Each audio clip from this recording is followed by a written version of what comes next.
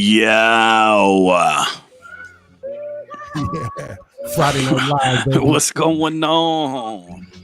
Yeah, welcome to HipHopCitizen. Friday Night Live, baby. We made it. Yeah, I'm over here watching a little bit of this Lakers Heat game. Yeah. What's the score looking like? Shit, the Heat right now giving the LA fits right now. I think they're by 6. Yeah. Got another great week in hip hop. I'm glad to see you guys that made it, brother. Welcome, Dialect 718, Architect 7. What's going on, man? Yeah, long week, man. The work week was crazy. I was looking forward to this show. We got Rob Deniro tonight from Arizona popping through. Shout out to AZ for checking in with HipHopCitizen, baby. Yeah, we also going to have a discussion tonight. We're going to be talking about the top 3 overrated MCs, overrated rappers. Ooh. Yeah, after that Robert De Niro interview. What up, Dan? Yeah, shout out to everybody in the chat room. Yeah, who y'all think is y'all overrated? Let me hear y'all overrated. You know what I'm saying? Welcome to HipHopCitizen. We're going to talk about that now. I thought we were going to hold off. We're going to hold off on that, man. After the interview. I want you to be thinking about it, though. I already know. I've been thinking about it for years. Yeah, so what we're going to do now, we're going to jump into hip-hop birthdays. First birthday we have. The GOAT. Good way to start the show. Black Thought from the Roots celebrates a birthday this week. Be born the Black Thought, you know what I'm saying? I mean, we talking about overrated MCs, man. This right here is an underrated MC, man. I don't know. Not from my perspective. That's the GOAT to me. Hey, I mean, like I said, in that conversation, like you don't hear a lot of people put him in that category of top 10, top 5, and he should be. Hey, Karen, how you doing? I totally agree. He definitely should be Dialect. You know, you don't hear that. I would agree. You know what I'm saying? Maybe when we do our top underrated MCs, he's definitely on my top underrated MC list. Yeah, I mean, the dude carried those Roots albums. I mean, shout out to the band for playing the beats, but he's like the main MC on most of the joints, man. I mean, in the early ons, they had Malik B. I think Rozelle rapped on a couple of tracks, Dice Raw, but for the most part, it's been Black Thought. Man, I can even say, I don't know, man. I don't know. I've seen him develop. I wouldn't say that he was always the top tier guy for me. But over the years, man, the body of work, and it's amazing, man, what he puts together. So to me, he's the GOAT right now in my eyes. Yeah. And what I like about him, man, he's a craftsman. You know what I'm saying? He practices the craft of MCing. That's it. Like every track he goes on, he tries to outdo the last one that he did. You know what I'm saying? And you know, you just gotta respect that as an MC. I mean, I seen him do a cypher back when BET was doing the cyphers on the Hip Hop Awards, and he was on the track with Mos Def and Eminem. You know, a lot of people thought Eminem killed that shit, but I thought Black Thought bodied that whole cypher right there. Yo, you know what I'm saying? Body anything, man. You get him on the mic, yo. You know what I'm saying? I put tabs on Black Thought. Yeah, and I think, you know, right now he got one of the best beards in hip hop, man. Really, man. That beard is serious right there. Yeah, so you think the freestyle he did on Flex kind of, I know for some heads it just put him on the radar, but then for a lot of heads that's been around, I think it kind of sealed the deal for them. The long freestyle joint that he did on Flex. You know how I know he's dope, man? Because like when he does shows, I know he does like parts where he recites like Big Daddy Kane lyrics and Kool G Rap lyrics from the 80s. So you know a cat that commemorize lyrics from back in the days has crazy lyrical ability. You know what I'm saying? So I wasn't surprised that he was able to body that shit. Because I mean, I seen Black Thought get busy many times. No doubt. The up and comers, like, you know, cats like Griselda, Royce the 5'9", everybody's bringing him on tracks, man. He was on the last West Side Gun album, the Benny the Butcher album, Freddie Gibbs album. So a lot of the new heads are showing him some love too. Hey man, you talking about underrated? The last artist you just mentioned is underrated. Who's that? You threw him in that list there. What's going on, Axel? What's the word? Well, anyway, my apologies. Shout out to Black Thought, man. But you know, you not only mentioned that he's also Tonight Show band leader. You know what I'm saying? Who would have thought that Black Thought, you know what I'm saying, would be leading Tonight Show band? Yo, Royce is a sleeper. Like Royce is top tier, man. Royce 5'9" is top tier. Yeah. So the next person we got celebrating a birthday, Talib Kweli. You know, first came out I think with Mos Def when they were in Black Star.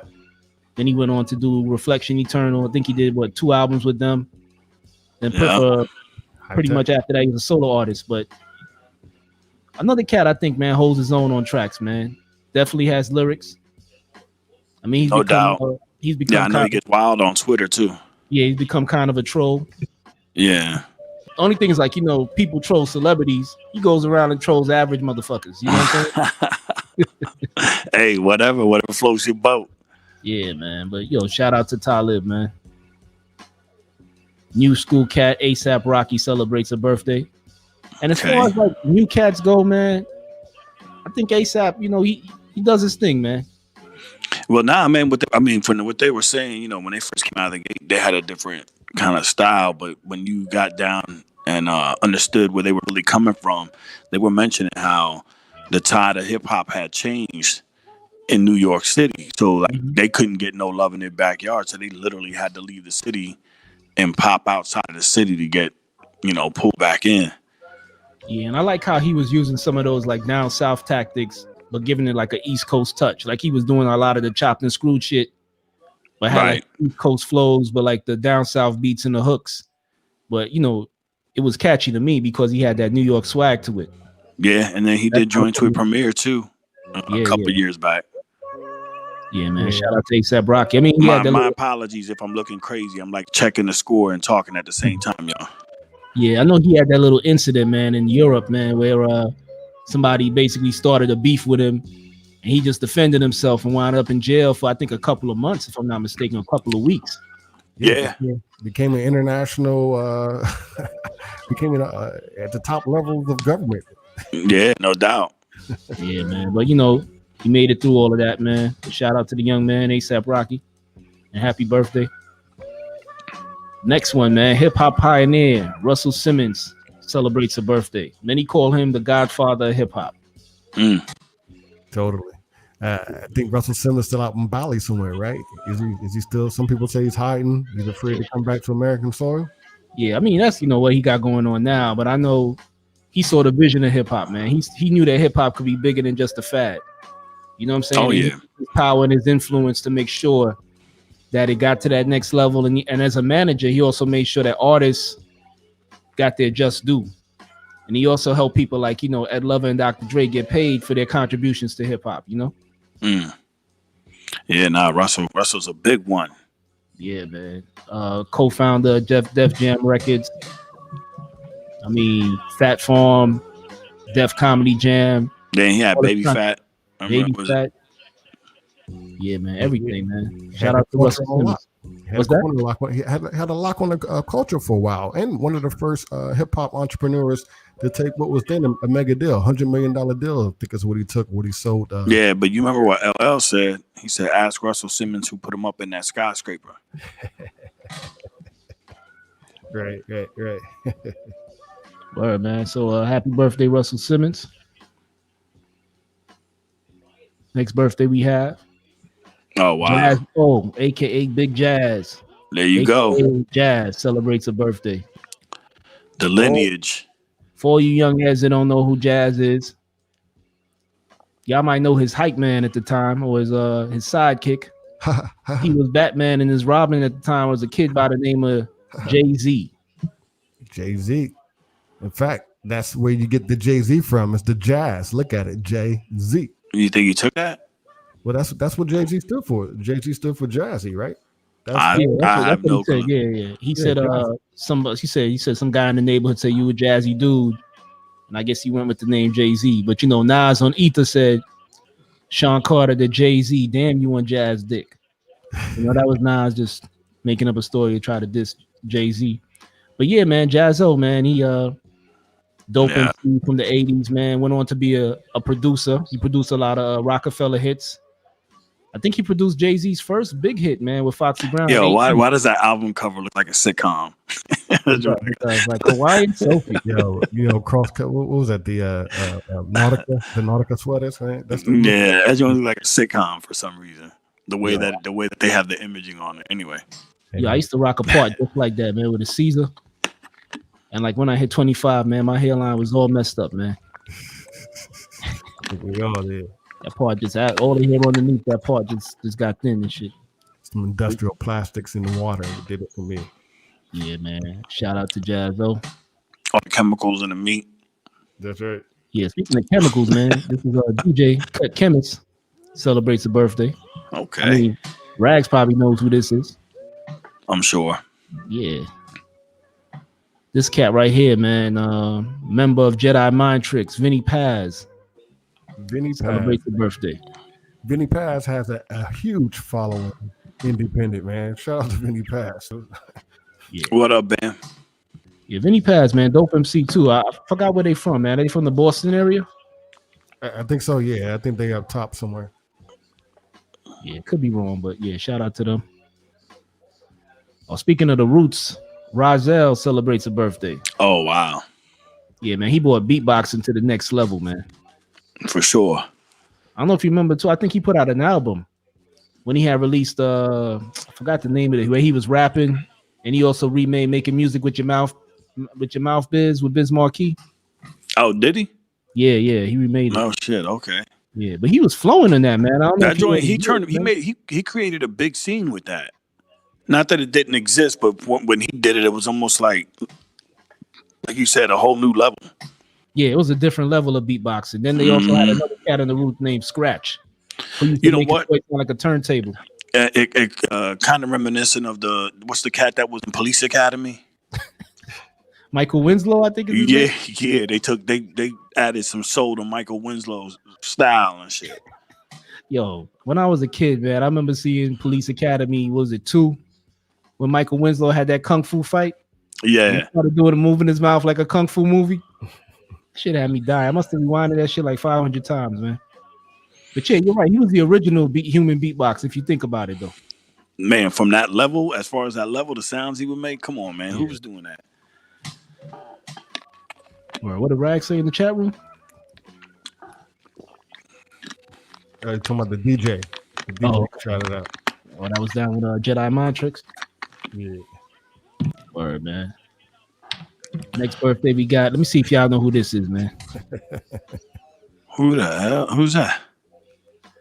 Okay, he's a member of Ultramagnetic MC. Is that cool? That's not Kool Keith now. Yeah, that's Kool Keith. Wow. AKA Dr. Octagon. What's that on his head, man? Is that a hat? Or is that like... That's what I'm trying to make out. Is that something behind him? He was a weird dude, man. You know, he was in hip hop in the early stages out of the BX. He had Ultramagnetic MCs.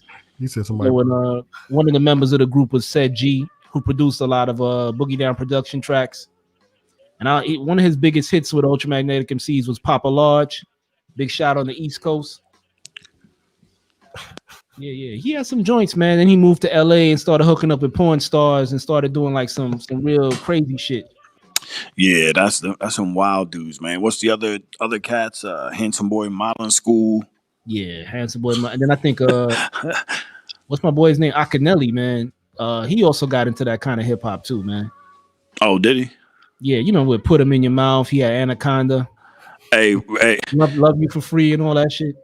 Hey, Raganishi said they look like that LL Cool J you get when you order it from Wish. Man. You look like a kung fu character out of Mortal Kombat and shit. The dude that just gets chumped. He does look like LL Cool J if his acting career didn't take off. That shit is wild. He looked like LL Cool J in Men on Film in Living Color. That's Hated it. 2 circles and a snap. Yeah, with the stash. The stash is off the hook. Is that supposed to be like the artiste hat? Like the he went to the barbershop. He's like, yo, what you want me to give? He's like, yo, give me that French mustache. That waiter mustache. That shit is wild. Hated it. Okay, I know Rags don't know who this is, man. Yeah, that's top notch right there, bro. Rags probably got a shrine of this guy in his crib, man. DJ Qbert celebrates his birthday. Sir. Mr. MTV. Word, man. DJ legend as far as like turntablists go. No question about it. Next cat right here. CL Smooth celebrates a birthday. Ran into CL Smooth in Atlanta, man. Shout out to Atlanta, man. Apache Cafe.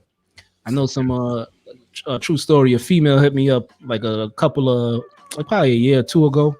But she knows I'm into hip hop, and she's like, "Yo, this guy reached out to me on one of those dating websites," and she was like, "Yo, isn't that CL Smooth?"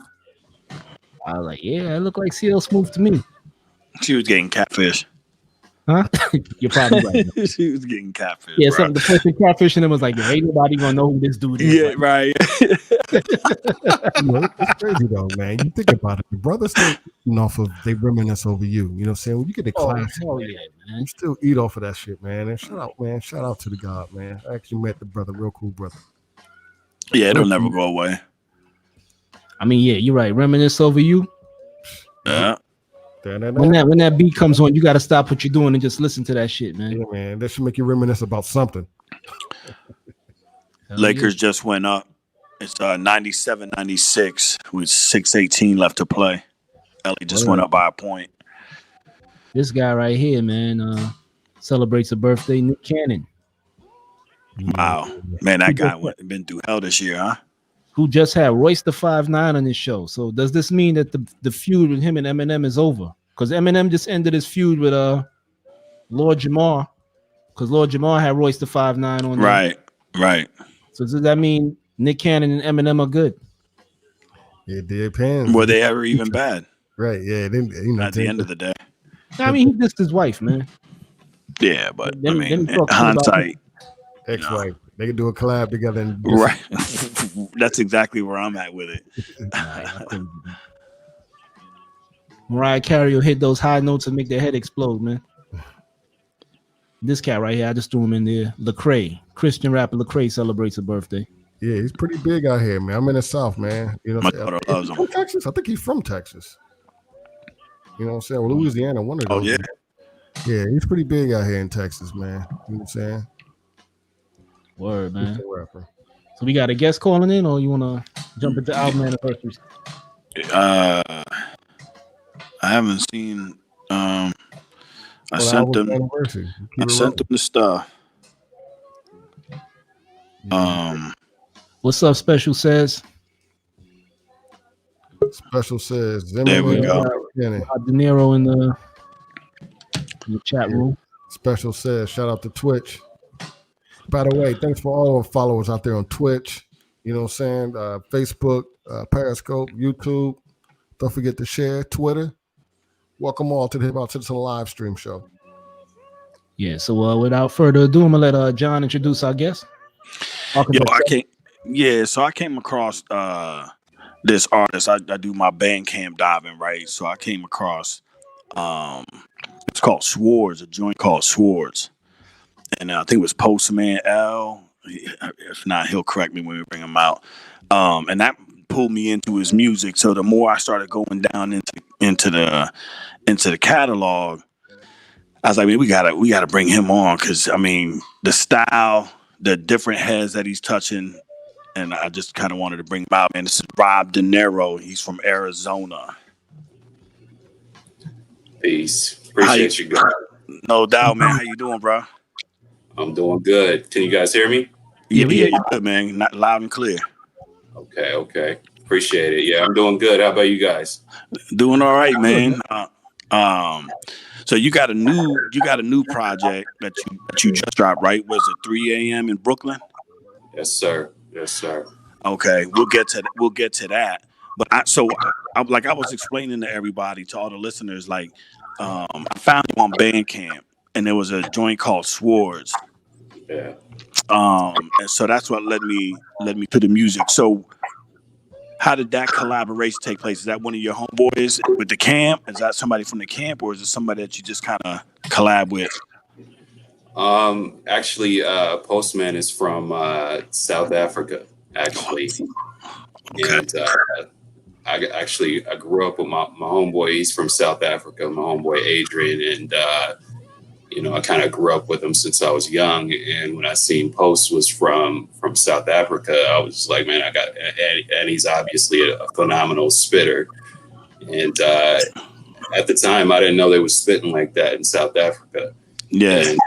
And the dude can really kick it. So I got in touch with him, and you know, we just clicked right away, and we made the album, and it came out pretty good, I think.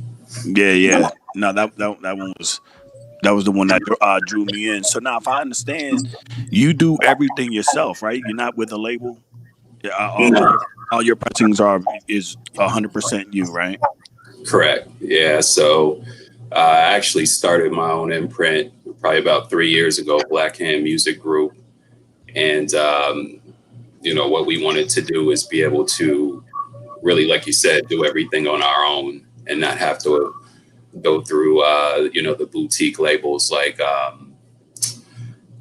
Frank Vinyls and no respect to those guys, but we want to plant our own flag.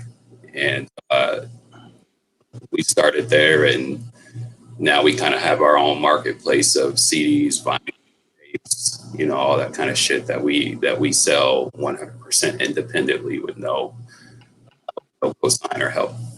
Okay. Now, as far as a lot of the collabs, I noticed so you are mainly a producer, right? Do you rhyme too?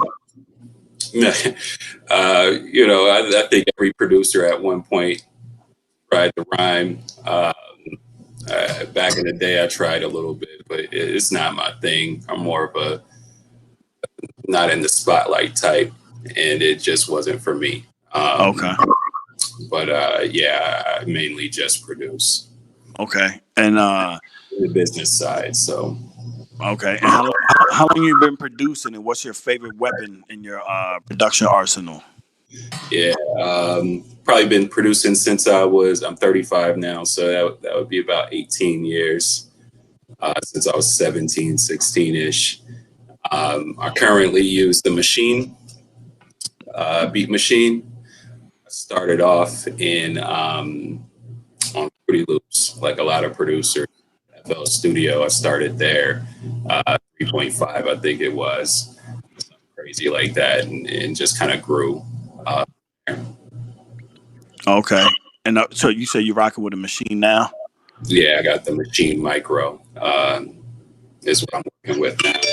But what you run on? We're getting on some real quick nerd talk. What DAW you running? What DAW? Yeah.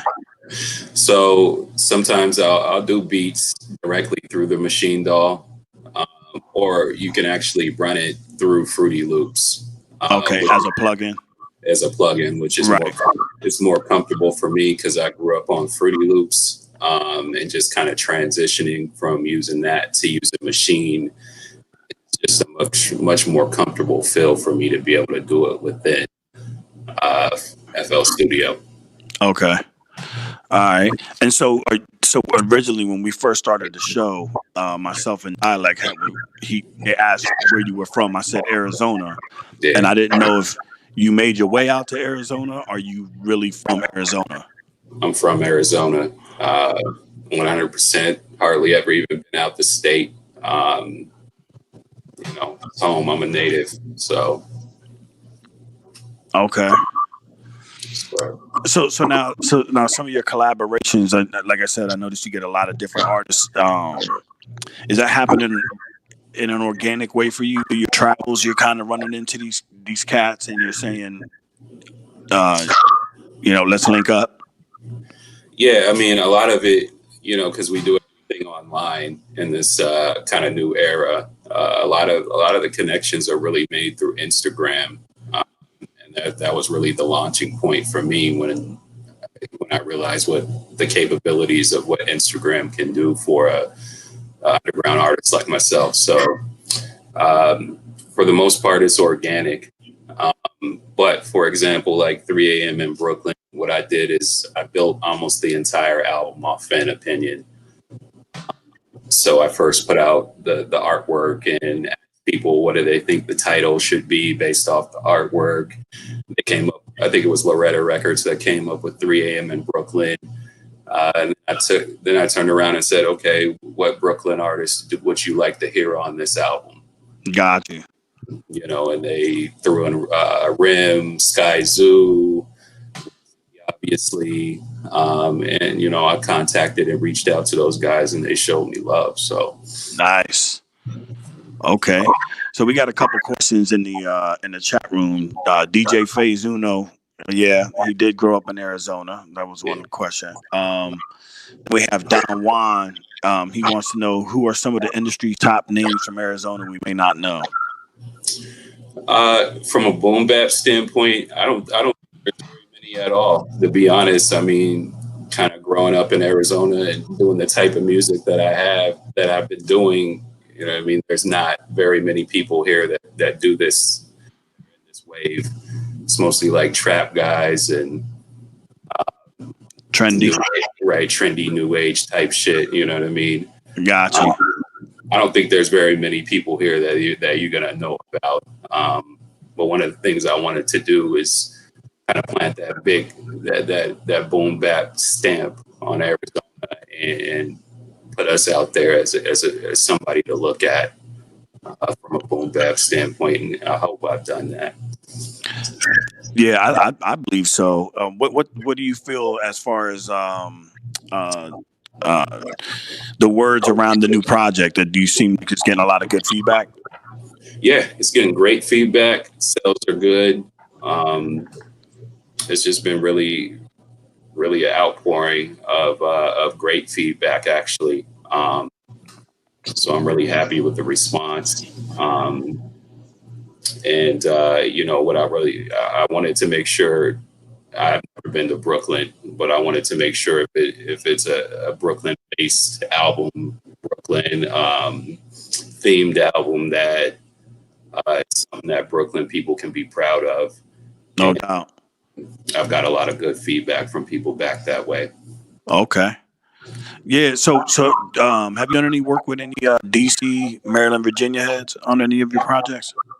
I have. Yeah. Actually, a guy named Lunatic. He's from Virginia. He's on the 3 a.m. in Brooklyn album. I got an album that's going to be coming with him pretty soon. I actually got a video that's dropping. I also work with J Royale too. Okay. And Ill Conscious. I think both of them are from, I want to say Baltimore. Baltimore, yeah. DMV area right there. And I got a video dropping soon with Bless Picasso, Tone Hustle, and Lunatic coming soon. Okay. Yeah, you got to let us know when it drops so we can share the link. Absolutely. So you get any new inquiries off of this new project? You getting like some of the artists that, you know, kind of like on the outskirts starting to reach into the pot, want to see what's going on? I mean, it's a steady stream. I mean, I get contacted pretty consistently by, you know, different artists who want to work, or just reaching out to say, hey, it was dope or whatever. And I don't know if it's been any more than what it usually is. Just been kind of business as usual, you know. Right. So hold on, I'm trying to see if we got some comments. Yeah. DJ Fazuno said, "You never came to BK. You got to make that pilgrimage." I plan to. I'm an Arizona boy, so it's too damn cold out there, right?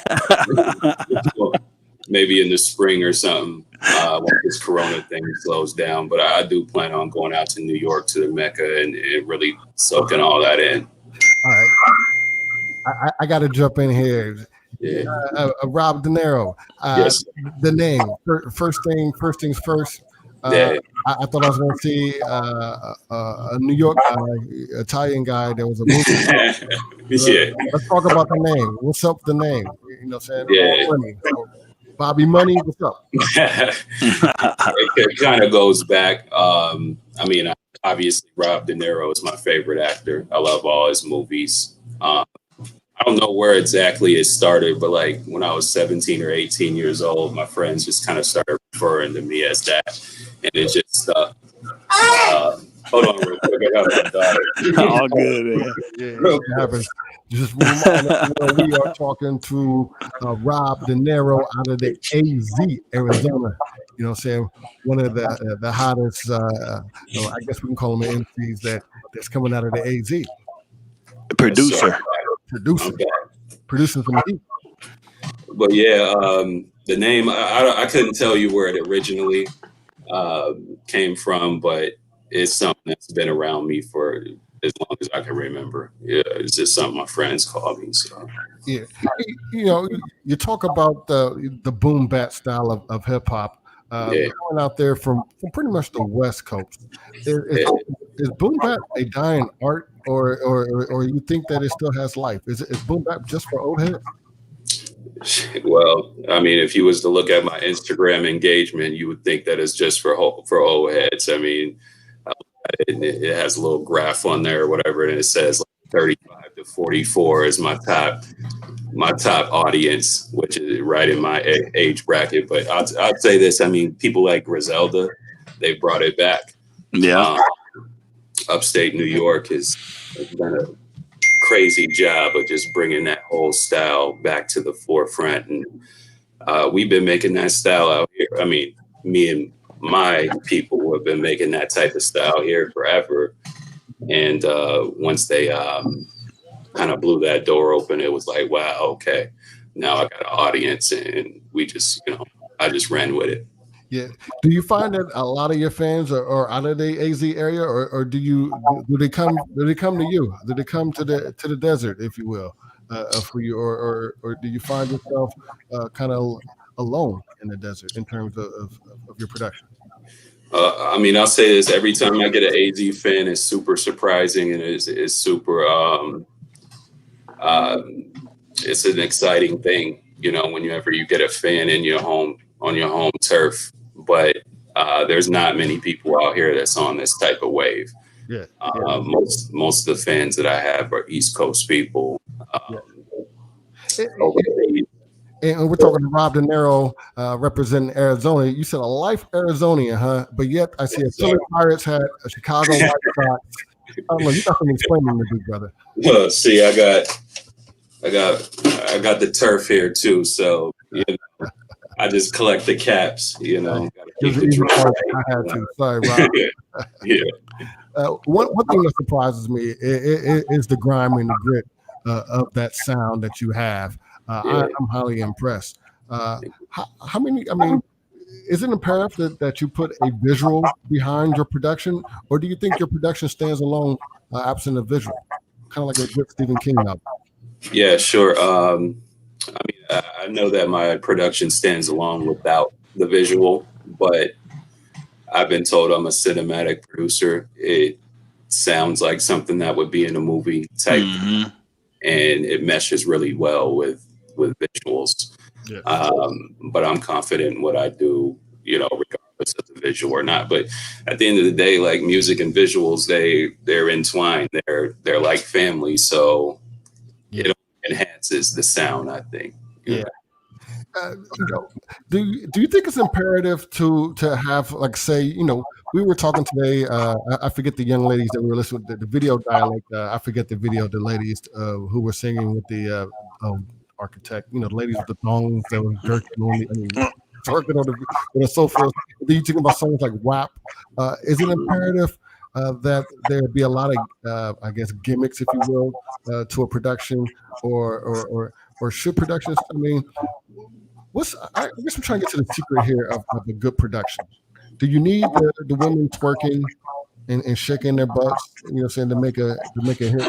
Of course not. I mean, a hit. It depends on. I'm asking a producer what goes into it. I mean, okay. Do you think to yourself the strip club, like for instance, T-Pain used to say, if the strip club doesn't bang to it, it's not a hit. As a producer, do you, in your mind, do the twerkers gotta like it first, or do the boom bap heads gotta nod their head? What goes through your mind as a producer? I mean, it depends on what you're in it for. You know what I mean? If you're trying to make $1 million, I think, Are you in it for $1 million? I'm not in it for. I'm not in. I'm not in it for $1 million. I mean, I got into this just because I wanted to get my shit off, basically. You know what I mean? Like, I never got into it thinking that I was going to be a rich man. Shit. You know what I'm saying? But I think that if you want to reach that type of mainstream success, there's certain things that you have to have in there, and you know, twerking bitches is one of them. So, I completely agree. Rob DINERO, everybody, HipHopCitizen live stream. What does success look like to you, Rob? Say that one more time. What does success look like to you? I mean, for me, personally, what I wanted to do, like I said, I just really wanted to get my shit off, like really get my creativity out there, because prior to, you know, the Instagram era with music and Griselda and all this kind of resurgence of, I was just sitting on like 300 beats that nobody heard. So I really needed to get that off my chest. And for me, I mean, what I want to do is after I'm gone, I want something to be around for my kids to listen to and be like, yo, that's my dad made that. You know what I mean? Or my sister or my, you know, my family members can go back and look at that and say he did it. Is it fair to say then, if that's your goal, then you're an accomplished man already, right? I mean, your music is already out there. No doubt about it. The production will live on and on. Have you accomplished all your goals? Yeah, I mean, I was talking to a guy, Body Bag Ben. You guys may or may not have heard of him. He's also a producer, rapper. And, we were talking about possibly stepping away from this, just because, like, what else can I do? I don't want to come out with fucking 30 albums like Master P and shit. Like, I've already done enough, and I think I've accomplished what I wanted to. But as long as the love is there, I'm going to continue to do it. So, and some of your influences, I guess, one of the DeFonso, DJ DeFonso. So what's some influences, production wise? I mean, first and foremost, it's got to be J Dilla. I mean, he's pretty much on the Mount Rushmore for every boom bap producer out there. Biggest influence for me, hands down, is J Dilla. Alchemist is another one. DJ Bear, DJ High Tech. I mean, I like a little bit of Ninth. Derringer is also really good too. Right. We often talked about some of the most underrated productions, or even MCs. Even who do you find to be the most overrated? Sorry, the most overrated. Or are you in the business? Do you have someone that's just a little bit too much type? The most overrated MC. I don't know, man. I mean, I try not to get into those conversations. I mean, look. He's trying to do something, bro. He's trying to do something, man. Come on. Nah, I fuck with Gunn. I think he's a great stylistic rapper. I don't know if he's as lyrical as many people kind of lead on. I fuck with Westside Gunn, but I don't think he's a great lyricist, to be honest. Oh, we got a question from Micah Mitchell in the lobby. He said, record collection with a big question mark, sample heavy with a big question mark. Do you compress your drums with a question mark, and favorite plugins with a question mark? It's a lot there. Let me unpack that. Record collection, I got some. I'm not, on one hand, I respect the art of digging and kind of the lineage of what it means, but I'm not one of those producers that gets stuck up on whether or not you go digital and pull your stuff from MP3, or if you pull it off of a record. If it's dope, it's dope. It doesn't matter. Put it together. I got some records. It's a small collection, but I do got some. What was the second part of the question? Am I sample heavy? Absolutely. I got very few beats that I've done from complete scratch, but I do know how to play instruments as well. I can read some music, and just where I'm at right now, samples is kind of the wave that I'm on. Do I compress the drums? Yeah, I compress my drums just to make sure that the sound is right and that it's level, that my beats are well mixed. And yeah. There you go. Plugins, I don't use a lot of those, to be honest. I might use a Waves plugin to enhance the bass in a sample. Small stuff like that, but I really keep it as dusty as possible. So now, do you do any recording at your house, like as far as MCs that you might deal with? Do you do recording in your crib, or the beats get sent elsewhere? Yeah, not for me. I've recorded a few people here. I recorded a few albums for an artist named Moschina Lean that I used to work with quite a bit. And we recorded, I think, maybe 4 or 5 albums within the time that he got here last July to like January. But most of the stuff that I personally do for my albums is sent off to the various artists that I work with, and they send me back the stems, and then we go from there. Okay. Yeah, that's pretty dope. Talking to Rob DINERO, HipHopCitizen live stream on all social media. The lines are open on internet, live stream, internet, interactive live stream and chat. The lines are open. Leave your comment for Rob DINERO. Rob DINERO, what are some of your collabs? Any interesting collabs or that you worked with recently that I guess one should definitely check out? What are your favorites, I guess is what I'm getting at. Yeah, I mean, JAZ-O was somebody who I grew up listening to. You know, he's one of my favorite rappers, and to get a chance to get him on my last album was a big accomplishment for me. And, you know, just such a humble dude for the amount of talent that he possesses. Just a really, really, really down to earth dude. So it was great getting him on the record. Is it important to have someone like a JAZ-O on a Rob DINERO production to really, I don't know, make you feel good, or you think it's needed?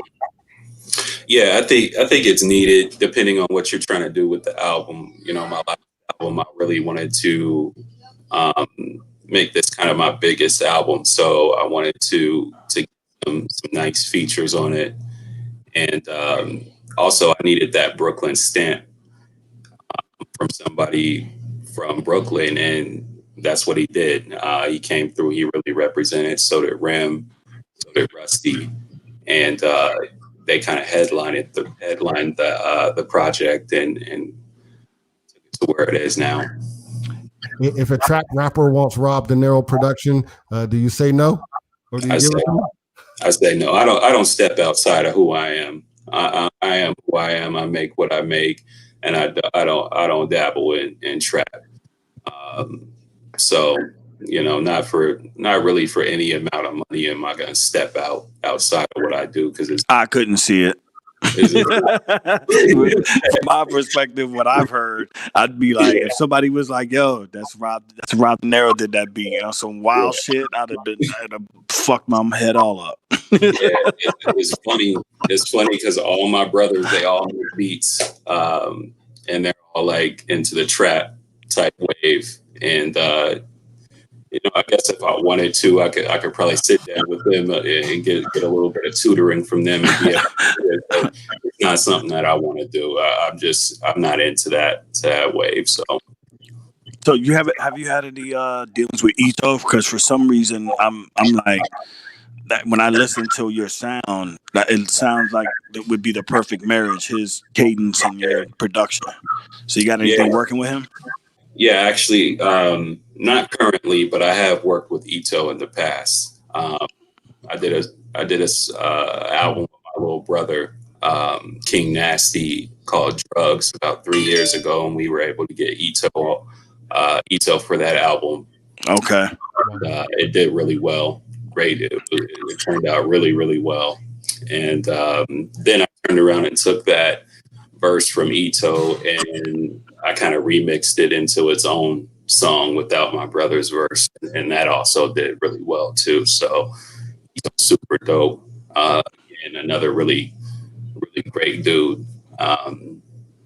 Can't say enough about the guy. He's dope as fuck. So I hear you mention Brooklyn a lot. So that would mean you know about Nems. yeah, Nims, grilling Nims. Yeah. So anything? Have you reached out to him? Anything working with him?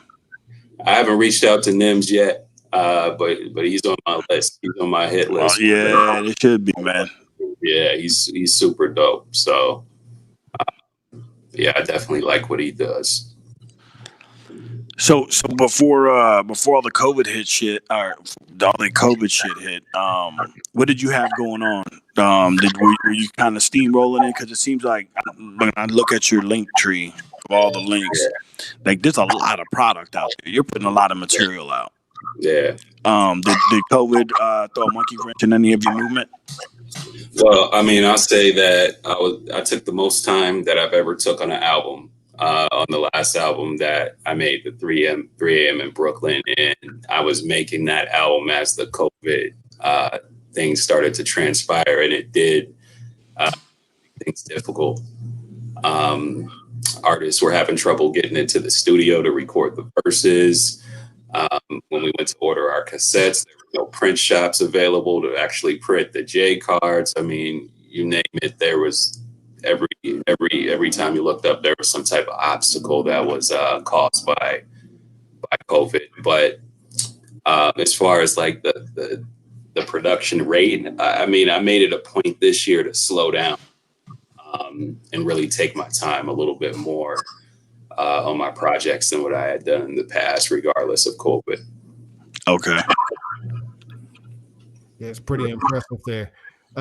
You know, do you think it's important for producers? I guess, you know, I think about Kanye West and all these other guys. Do you think it's important that producers control all of their publishing over the artists?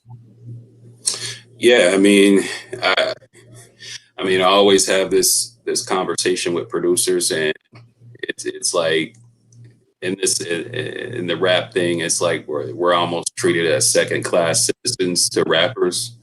Like they don't think that we should be paid. They don't think that that we should get the same type of professional courtesy that we give to them. And I'm all for the producer having as much control in general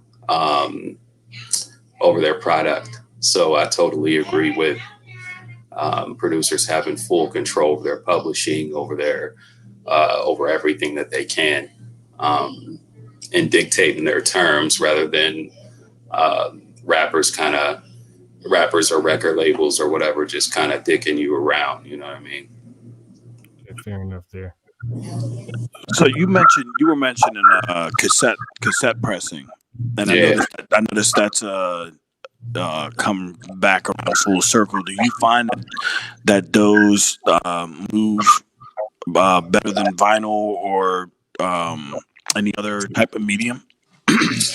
I wouldn't say better than vinyl. I would just say that it's one of those classic mediums that not everybody, but certain people find to be valuable. So if we can provide that, that's what I try to bring. The cassette, the CD, the vinyl, those kind of vintage mediums that are dead, but in our circle, people treat them like collector's items. Exactly. And they pay top dollar for them, which is a great feeling. So. Okay. Yeah. Now, as far as the vinyl, you still there? Yeah, I'm here. Sorry. My bad.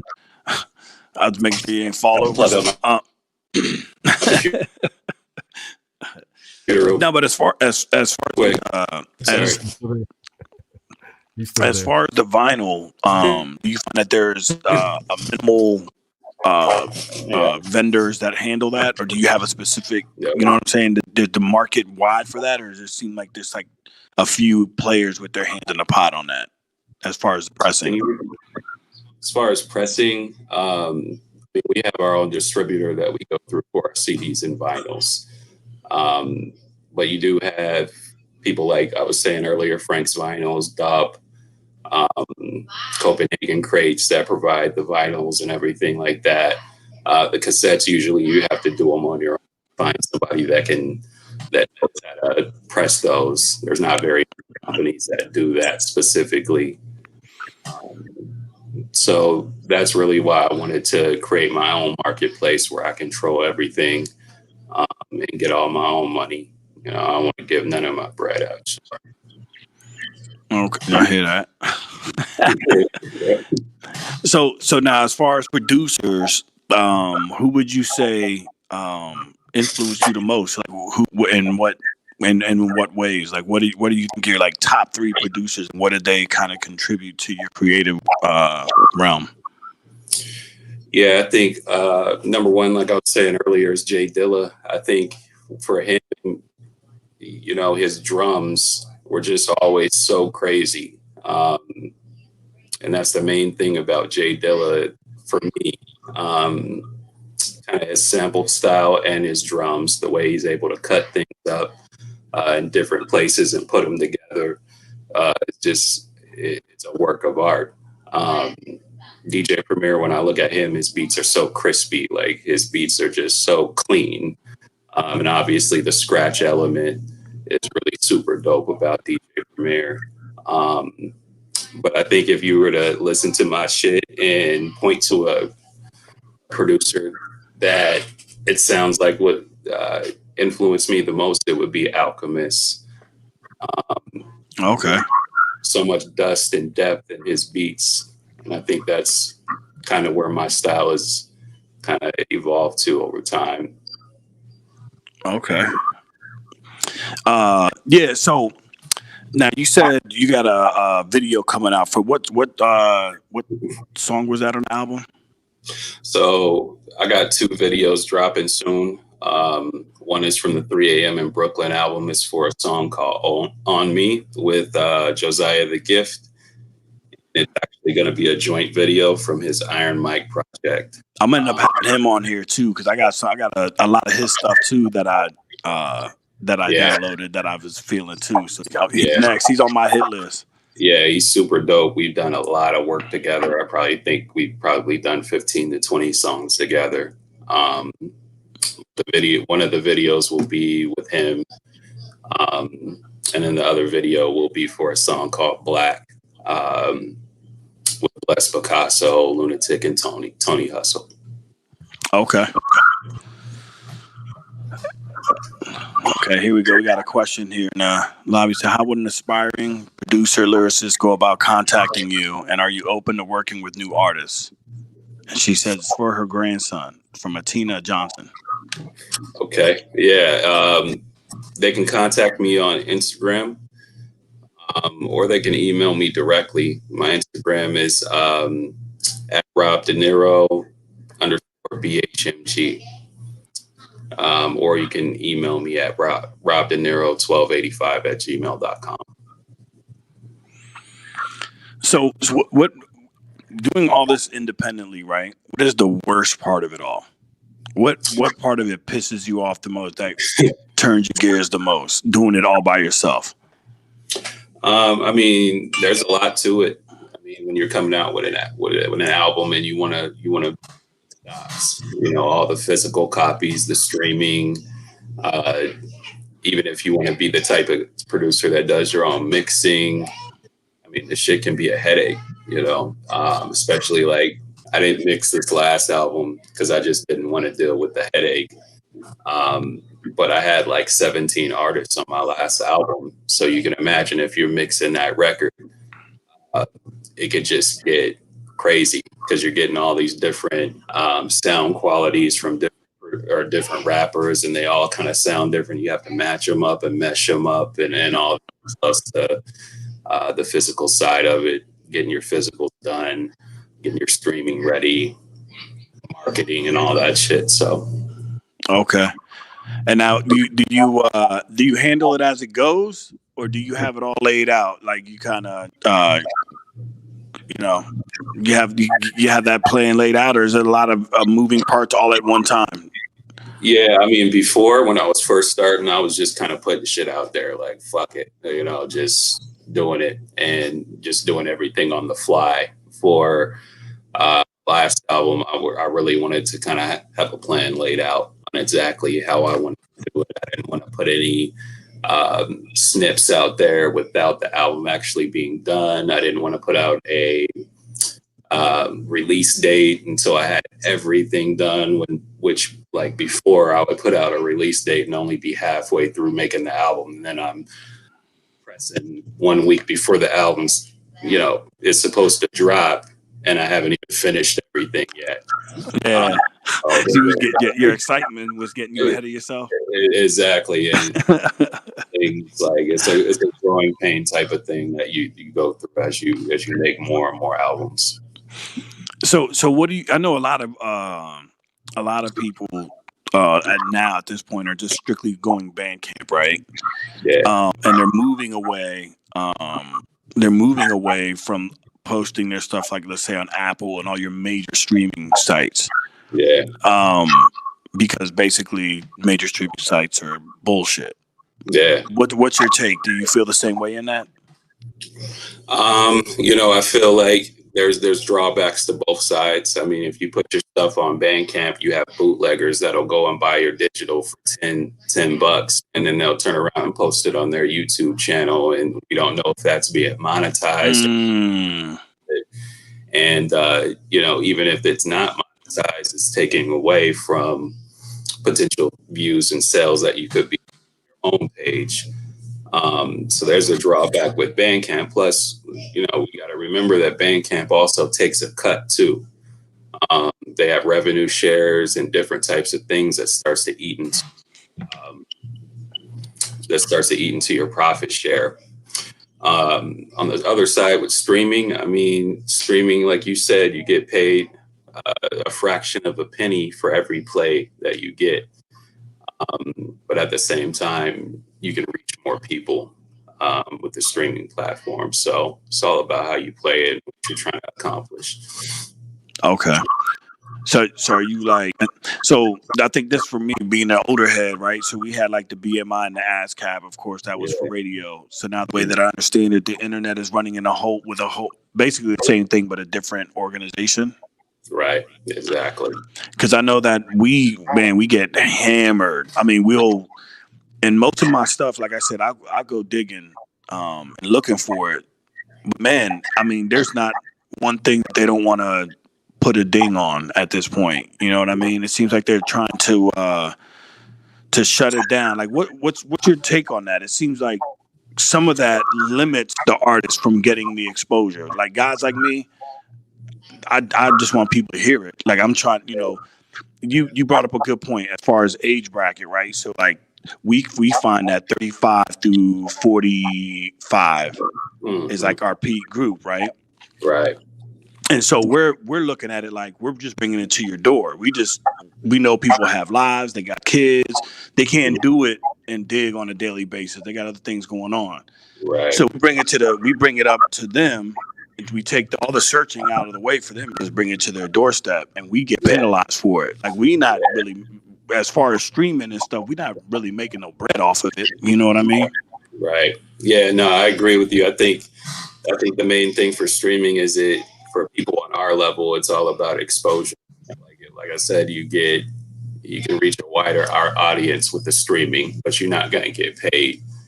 That's why I think with this kind of circle that we're in, this bubble, underground bubble that we're in, the physical sales are so important. I would say probably 90% of the sales that we do are not digital. They're not streaming. They're physical sales. They're CDs, cassettes, and vinyls. And, that's what feeds us.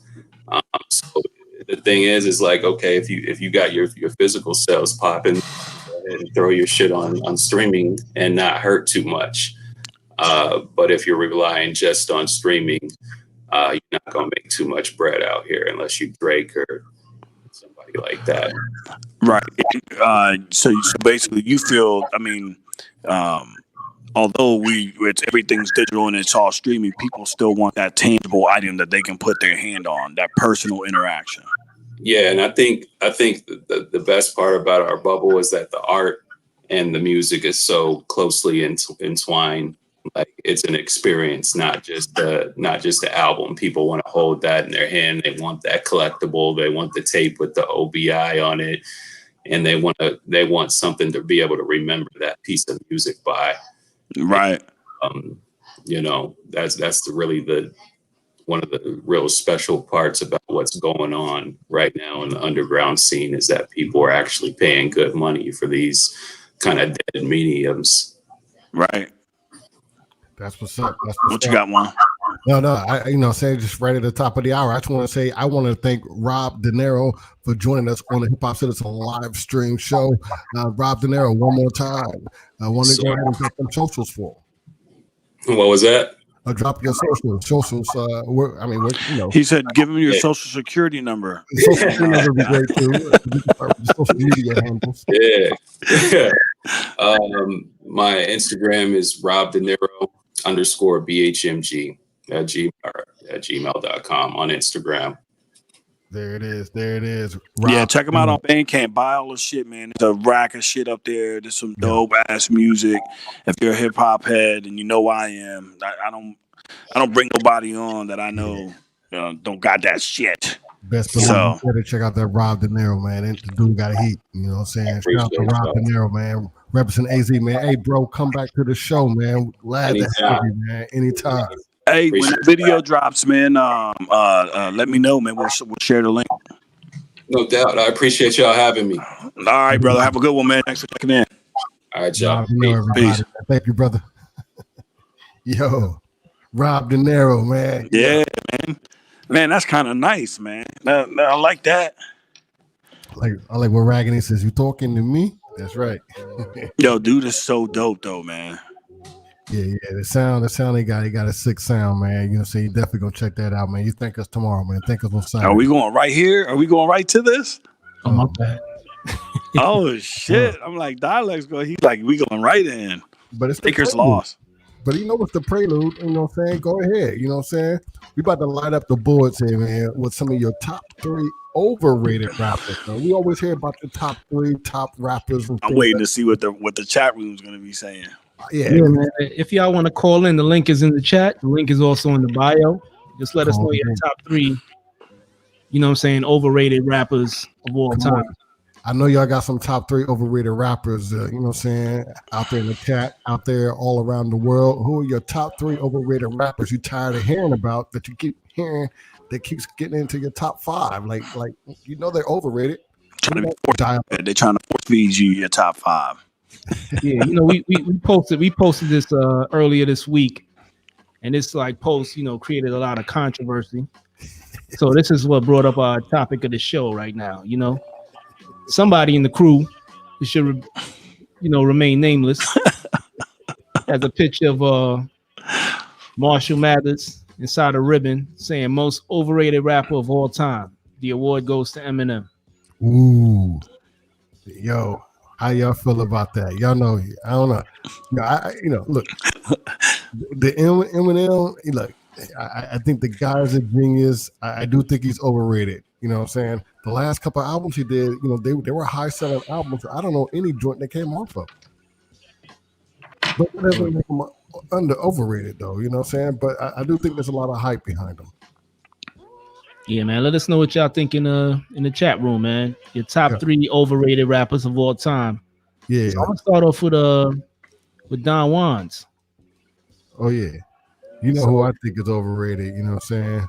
So Don Juan at number 3, you got Lil Wayne. I definitely have look, Lil Wayne's in my top 3 of overrated rappers, he's definitely the Joker of my clubs. You know what I'm saying? Lil Wayne is definitely overrated.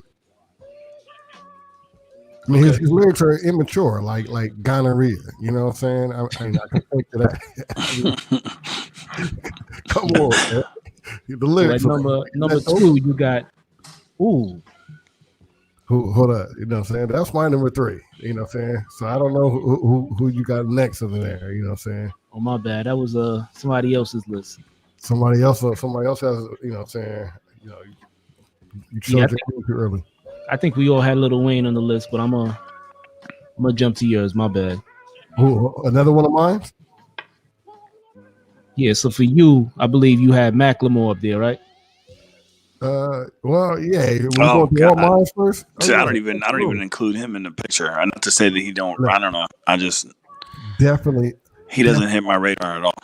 John Hart, get out of here, bro. Eminem is overrated, and so is Macklemore. Don't tell me that Macklemore is in your top 3 too, dude. Come on. Yo, I would have to disagree with you on Macklemore being overrated. I think I don't even rate him. He's in a class by himself. Oh man, Anita Johnson. She said, "Oh God, yes, Lil Wayne." Look, even Grandma knows Lil Wayne is overrated. Thank you, Grandma. Yeah, so you had Lil Wayne as your number 2. Number three, I guess. Number 3, and you had Macklemore was your number 2. Macklemore is my number 2. Why is Macklemore even on your radar though? That's the thing that bothers me, Juan. That's bothering me. Like, who am I on this show with? This cat is got Macklemore even on his radar, bro. Look, but I would have to say that the dude was selling diamond. He was diamond, wasn't he? Didn't he sell diamond? So Don Juan's most overrated rapper of all time, I think is blasphemous. But let me just get into who that person is. Busta Rhymes. We had it in reverse a little bit now, you know what I'm saying? But okay. I mean, if you put him in top 3, I would say Busta Rhymes in there. I really would have said 3, 2, 1. But Busta Rhymes, I had to include because I would define Busta's career as being bipolar. I mean, I think he had his early career with Leaders of the New School, which was pretty dope. And then he got into this phase of, I mean, Twisted did that already. So I didn't know that was an original style for Busta.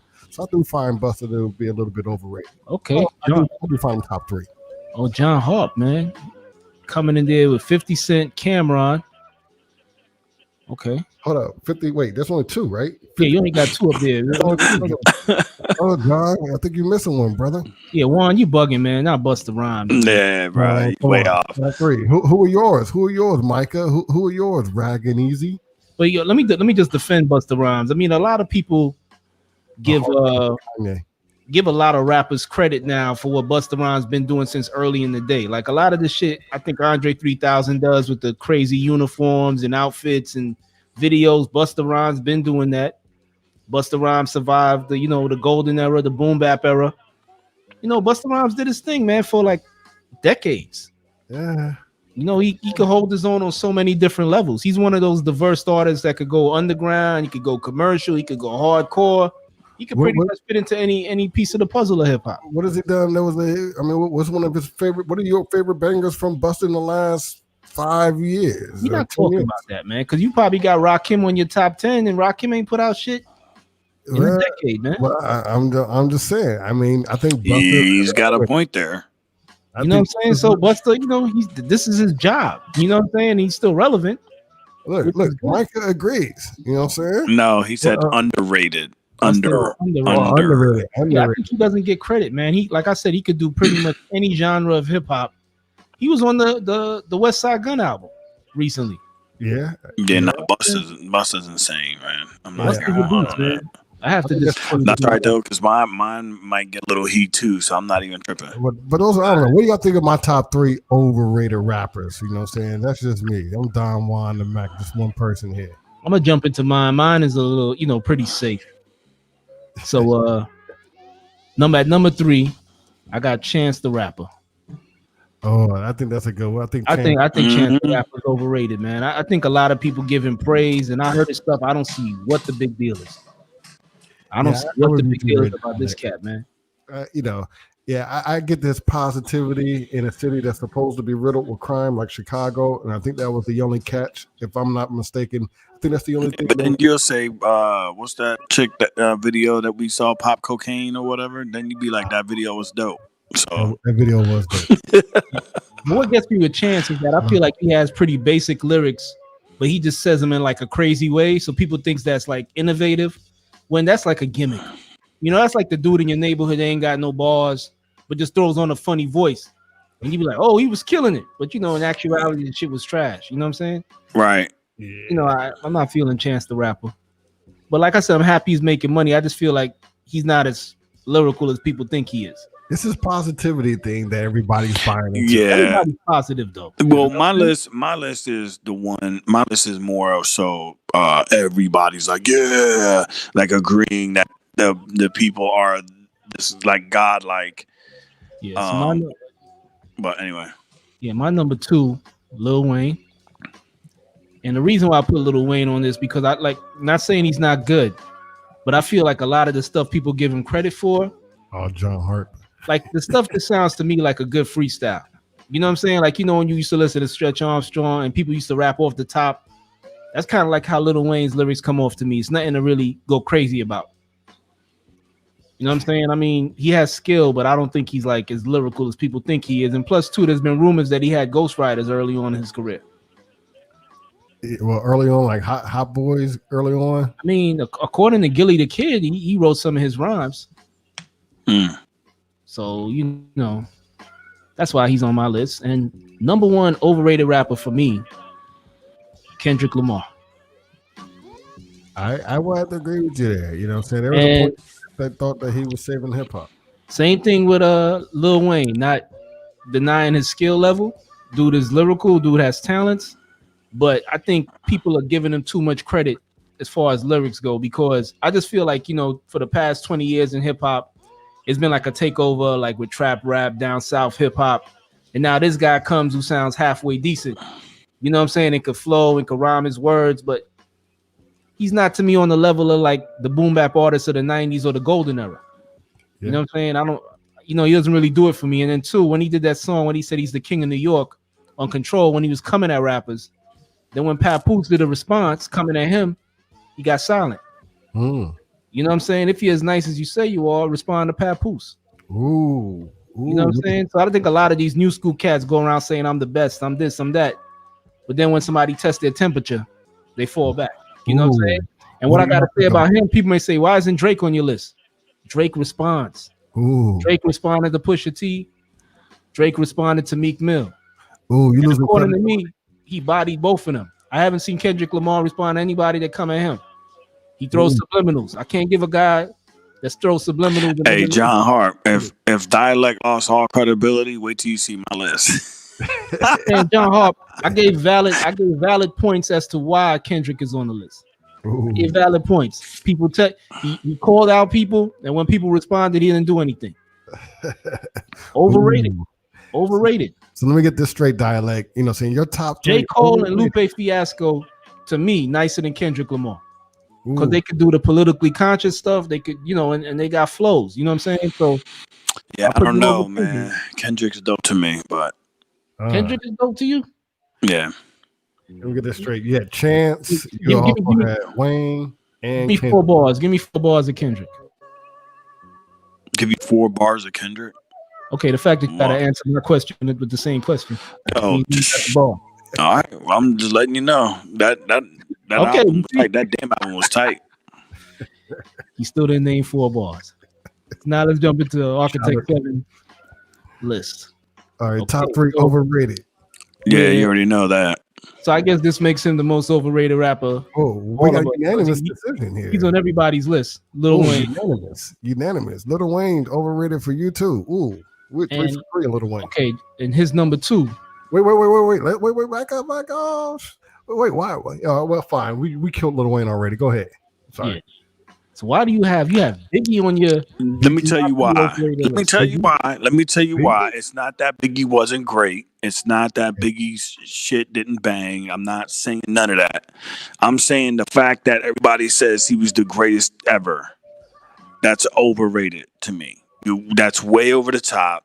Not the greatest ever. He had a couple of albums and then a bunch of like reboots that they tried to like patch up and put out. So the body of work is not equal the greatest rapper ever. Sorry. Ooh, that's hard, man. You're gonna have all of Brooklyn mad at you. Ooh. I was born in Brooklyn, so that's not the point. Like I said, he's dope, but you can't call him the greatest. Sorry, that's an overrated opinion. Overrated. With the greatest. I don't think he's the greatest of all times, but I ain't gonna say he's overrated. Biggie was a solo artist that brought the East back when a lot of the West Coast music was taken over. So for that alone, I can't put him in an overrated category. He only had I'm just one letting you album. know. You're saying Well, he got two greatest. Well, the second was posthumous. Right, that's what I'm saying. They did a lot of patchwork. You know what I'm saying? Like that whole greatest to touch the mic, that to me, that's overrated. Ooh. What do Okay. y'all think about that selection out there? You know what I'm saying? Okay. Everybody's quiet in the chat. I And think here goes Architect 7, most overrated. I guess y'all know who it is of all times. Marshall Mathers himself, Eminem. Eminem. Explain yourself. I'll explain it. So why does he get super more credit than a shit ton of other heads? A shit ton of other heads that do exactly what he does, but there's only one difference. What's that? There's one difference, and I think we all know what that is, right? And you can't tell me that after like maybe the second album after that, it went completely off the rails with all the little little funny voices and all that. Well, He went way over the top. the same thing I'll I be have honest with with you though. I feel like, skill level, definitely not overrated. He possesses the skill. But as far as like I'm just saying yeah, I'm saying the pedestal that they put shit on. yeah, You know what I'm saying? That's where I'm coming from when I say overrated. Like when I hear heads saying like, Biggie's the greatest to ever do it. Like the body of work isn't there to say that. You know what I'm saying? Eminem, like he gets a pass a lot of times because of one big reason. You know what I'm saying? Because if you listen to a lot of the album stuff that he puts out, come on, man, it's not really that great. But now I'll say this: if you put Eminem in a cipher when it's legit, like the bar for bar, now it's deadly. I think John Harper's mad. We didn't mention Outkast. He said this show is hurting my heart. but that's why I wouldn't put him in the overrated category. You know why? Because he has that commercial success, but he's still able to go into like any radio show, any cipher, and do his thing. Yeah, but he's not the greatest. Like, look, and man. he battles people. I'm not saying he's the greatest, but he's definitely not overrated as far as skill goes. See, when we're saying overrated, when you say overrated to me, I'm just talking about the platform or the pedestal that they try to place them on. Okay. From that angle, like this shit is overrated enough.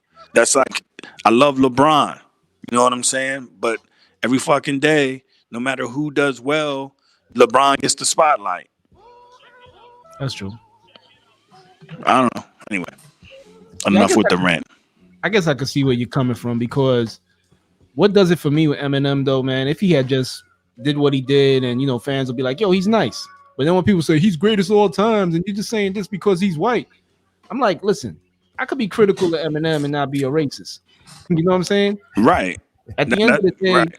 He has the skill level, but the songs he's been putting out for the past couple of years, bro. Come on. There have not been no hip hop joints that any true hip hop head would like. You know what I'm saying? And these people that like his style, like what Juan said about Busta, can you actually repeat his rhymes? You know what I'm saying? Like a lot of people say they like it. When I say I like an MC, I could give you bars. You know what I'm saying? A lot of people would say, yo, Eminem is the greatest. I'm like, okay, say a rhyme, and I'll say a line for my favorite artist and see if it matches up. And they got nothing. So I guess you're right about that, man. The fans make him overrated, not him. Right. That's my point. That's where I'm coming from. I'm coming from a groupthink perspective. A lot of shit that gets blown out of proportion. I'm like, come on. I mean, I don't know who should be hating them. I mean, if M can drop a whack album and 40 million white kids buy it, I mean, we can't hate on Eminem. Yeah, I can call him overrated, though. Obviously. So, yeah, I guess the culture. Oh, shit. We got somebody calling in, man. It's a blast from the past. Dude. Oh, let me take the banner down. Got Mr. David Simon. What's going on, Dave? What do I do to deserve this disrespect? Hey, man, we was baiting you in with that. We was like, let's put Biggie on this list, man. Dave will call him. How would you know I'd be watching? Hey, man, we know. Yo, I can honestly say straight up and down, hey, shout out to everybody out there listening and following the HipHopCitizen. Yeah, David Biggie being Stone. overrated is the most ridiculous thing I ever heard before in my life. See, New York is Alright. calling in. I told you New York will be calling in over that. Hey, check it out. Check it out. You shouted out Russell Simmons for his birthday, right? You know, the only guy that came in to own a label, well, logistically own a label with the Arista is Sean P. Diddy Combs. You understand? What they did out there in the West Coast, my main man Eazy-E, that wasn't owning a label like what Russell was owning with Rick Rubin, Def Jam. And Puffy followed that model with Big Mac. And you can't take away what Big did for that label. Basically, Diddy had hits with other artists, but nobody carried that label in the East Coast like Notorious B.I.G. Shout out to the Wu-Tang. One album, though. Loud Records, that was a big look too for East Coast. But Big was a solo artist, and he rep Brooklyn. Brooklyn was practically out of here. Hold up, listen, Dave. My thing is this. I'm going to say it again. For me, I'm not going by the skill set because we all know Big was nasty. We all know M got skills. But what I'm saying is, it's how the audience elevates them to a certain space that I don't agree with. That's where I'm coming from with Overrated. You feel me? I'm not coming from skill set and all that. Eminem is different. I mean, if Eminem was black, he'd be just a regular artist. Oh, if Eminem was black, I agree with that. Black, I don't even. You probably would have been on the ground for life. That's my point. He'd be proof. Overrating him is clearly just a corporate token to present to the audience that it's not monopolized by the black artist. But Notorious B.I.G. and the pioneering that he did, the gangster rap idea that he modeled, which Jay-Z pretty much perfected and took on to the heights that he did. But Dave, you know, 2 albums. I'm with John Hart. 2 albums doesn't make you the GOAT. I'm saying. Okay, we're not saying he's the greatest. Let's not say he's the greatest, but overhype is like not overrated. He's not overrated. First of all, you're talking about a man that died for art. He died for his art. That alone should give him some sort of iconic status that he shouldn't even be brought up in this conversation. But here's the thing: but you can't say he's the greatest. That's where I'm coming from. Okay, all right. You can put. You see, the thing about it, there is no great one. Like basketball, we have to accept the greatness of Bill Russell, Kareem Abdul-Jabbar, as well as the bum LeBron James. So, in hip hop, you just have to accept that there are multitudes of greatness, and Biggie happens to be a element of that. No, I definitely agree, but he's not the greatest. Yeah, before we go forward. Everybody has, see, the thing about hip hop is become so eclectic. Everybody has a flavor or a different taste. It's 31 flavors now of hip hop. So I see your guess. He discussed trap music and boom bap, like that's the vanilla and chocolate of it all. But there is certain elements of hip hop that is gone international and things like that, where some people might say that Bad Bunny is their best. Is the greatest artist for sure. So then we and he is currently making a mega impact in the urban model with music. People are listening to it. It's playing in the clubs just like all of the other hip hops and things. So it's all meshing together. So what we're saying here is that Notorious B.I.G., if he was still alive, would be in the pantheon of Jay-Z, Nas, just like Jay said in the song. I don't know. We don't know that. Yeah, that you can't. That's all guesswork at this point. Yeah, like what Chris Rock said in Top 5. Chris Rock said, "We don't know Tupac could have been in a Tyler Perry movie right now, kicking Jill Scott down a flight of stairs." You know what I'm saying? We don't know what Tupac would have been doing right now. We could all just guess. You Dr. Dre, I'll tell you that. But first of all, again, I'm not saying the skill set that he did make bang. I'm not that's not where I'm coming from. When you guys say overrated to me, I look at how the fans put them on a pedestal and claim what they claim them to be. That to me, you're overrating something when you do. That's where I'm coming from. Yo, but to John Harp, man, I mean, I see you have this up here. I wanted to address it before you think we ignored you. You said name 2 rappers that have better rhyme patterns than Eminem, not flow, not content, not patterns, technical. I'm just saying. Cool G Rap. I'll throw Royce in there. Cool G Rap, Black Thought, AZ. I mean, Eminem, like, he's not doing anything special. If you grew up on hip hop and listen to underground hip hop in New York, everybody rapped like that. Natural Elements rhymed like that. It wasn't hieroglyphics rhyme like that. What Eminem did wasn't nothing new. Rhyming the compounds, that shit's always been done. I say Conway. Tragedy is the most underrated artist I ever heard before in my life. Tragedy Gaddafi. What Eminem was doing isn't nothing new. Jack and Jill, Rapping Ill, Tactics Kill. Beanie Siegel is a better artist than Eminem. You can't. Look, I like Eminem dissing his moms. You know what I'm saying? I mean, I thought that shit was it was unique. He's a clever artist. I give him that. Hey guys, I'm gonna make my return before the election, possibly in 2 weeks. 2 weeks from tonight, I should be making my return. What? And we're gonna pick up this conversation. But I can tell you right now, don't discuss Notorious B.I.G. in a disparaging way. God forbid, please. Take care, people. David Simon. David Simon. Love you, brother. Peace. Yo, Royce is better than M. Royce is better than M at this point. It used to be M was better, but Royce took that. You see, John Harp, I'll give you the benefit of the doubt. You see, I got to think of eras that we grew up in.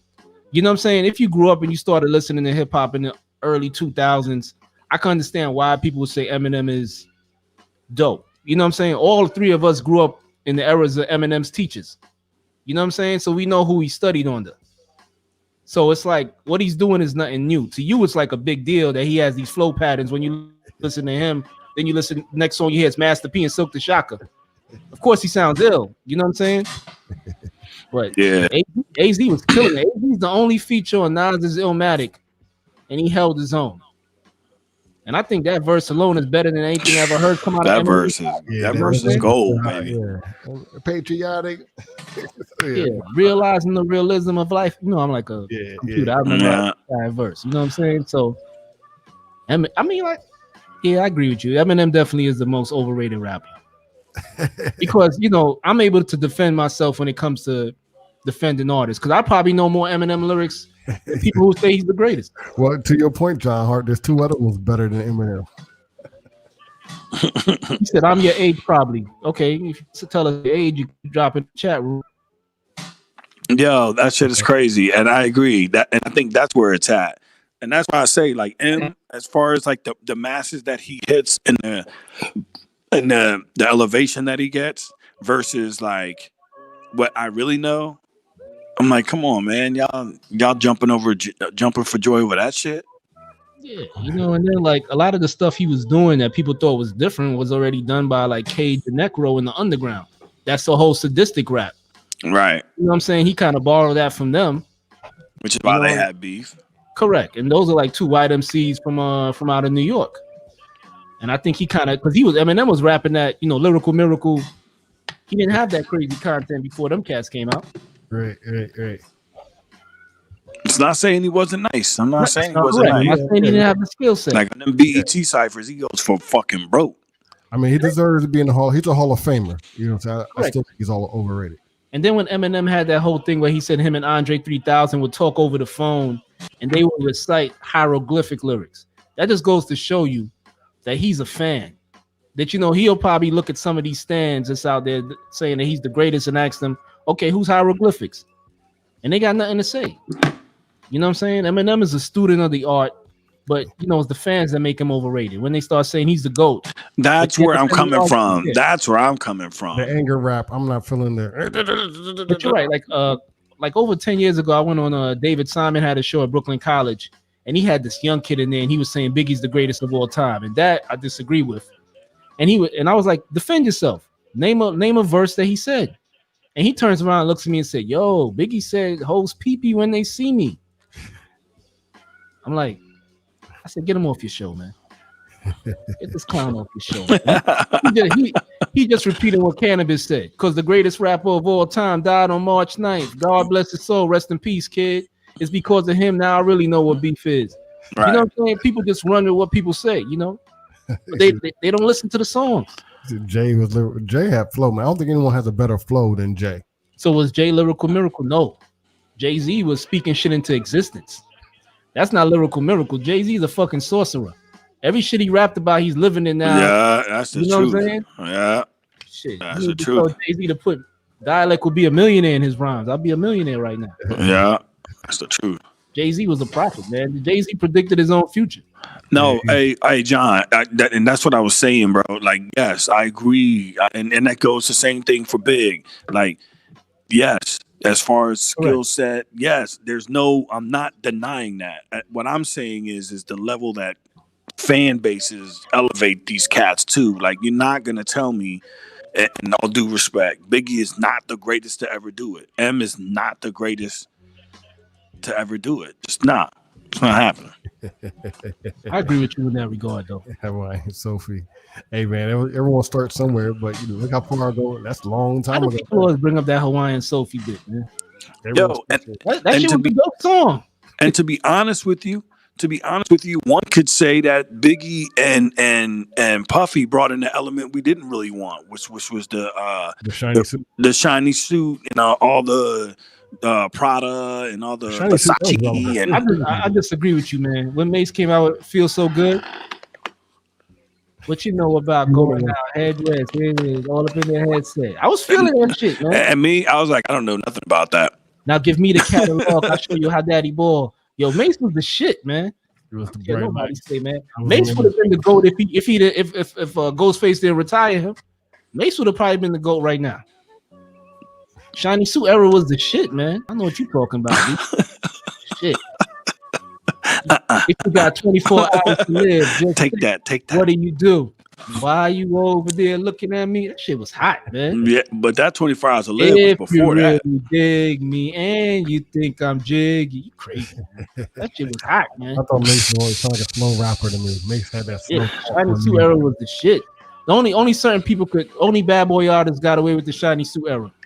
I remember Mike Geronimo tried to do it at the end of his career. What was wrong with Mace? Why do you talk so slow anyway? That shit was hot, man. I don't know. If you want to. Harlem dude talking real slow, like he was from the South. Yo, Mace Michael Mitchell, Mace was some shit. It's another thing. It wasn't even Hawaiian Sophie, man. Know your facts. The Lyrical Miracle song was the originator. Hawaiian Sophie, Jay-Z wasn't even on that, but for like 2 seconds. In fact, Jay-Z's the originator. It's the originator. It wasn't Hawaiian Sophie. Yeah. How can I? But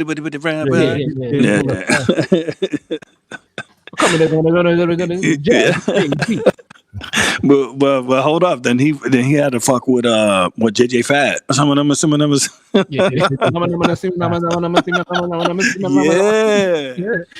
that was it. I was like, that was gibberish. Get out of here with that gibberish. I was like, nah, B. Hey, JJ Fad is making a comeback, by the way. I thought I saw them recently. I saw one of those Tyler Perry plays. They're doing something, man. You're gonna make me look that up. They're probably like running a crypto company or some shit. I just like to say shout out to the platform we on, man, for letting us get some background music finally. No doubt. Oh yeah, man.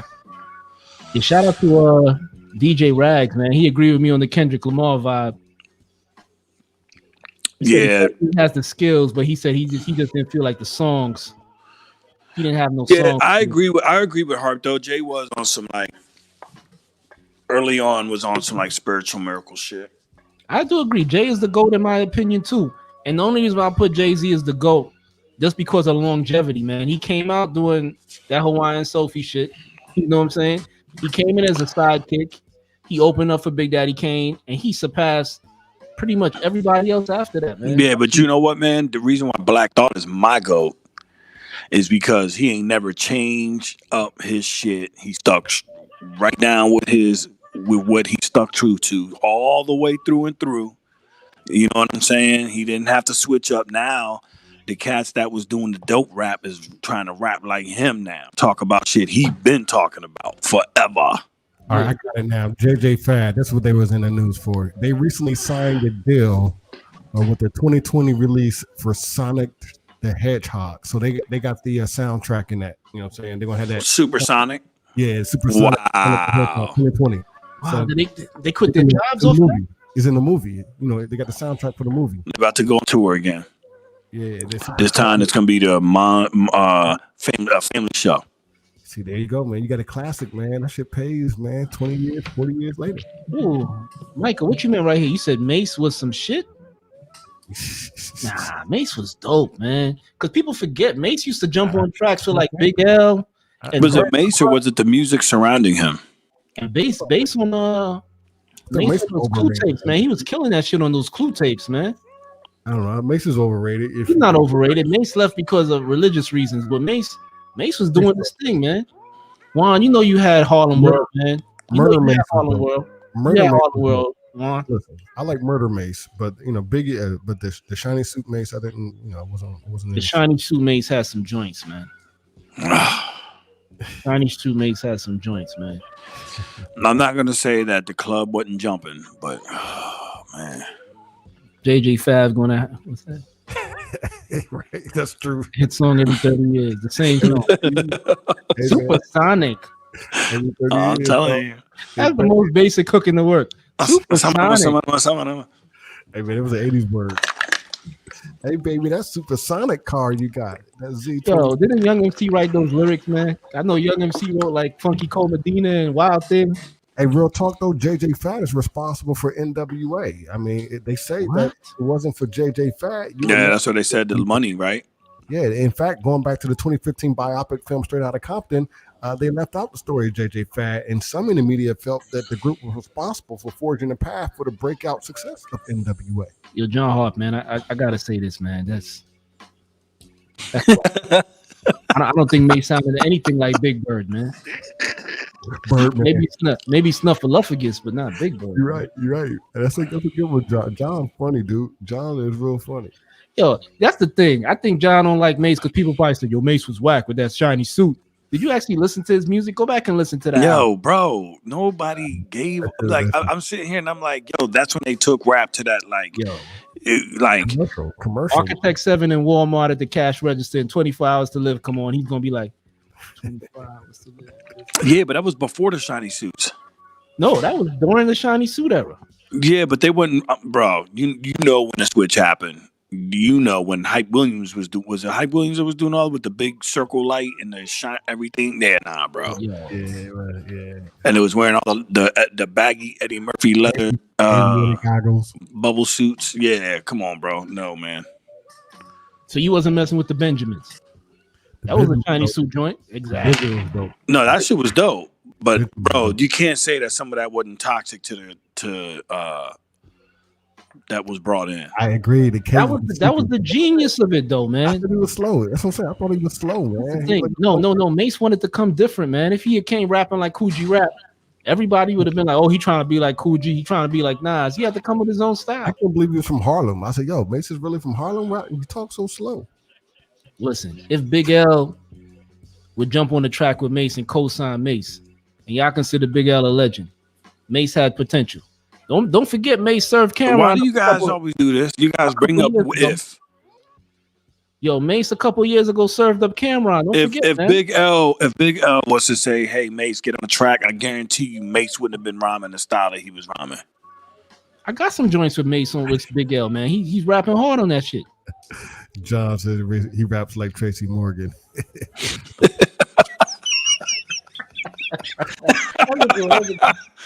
Oh shit! That's a good one. That's a good one, John. That's a good one. Atina Johnson.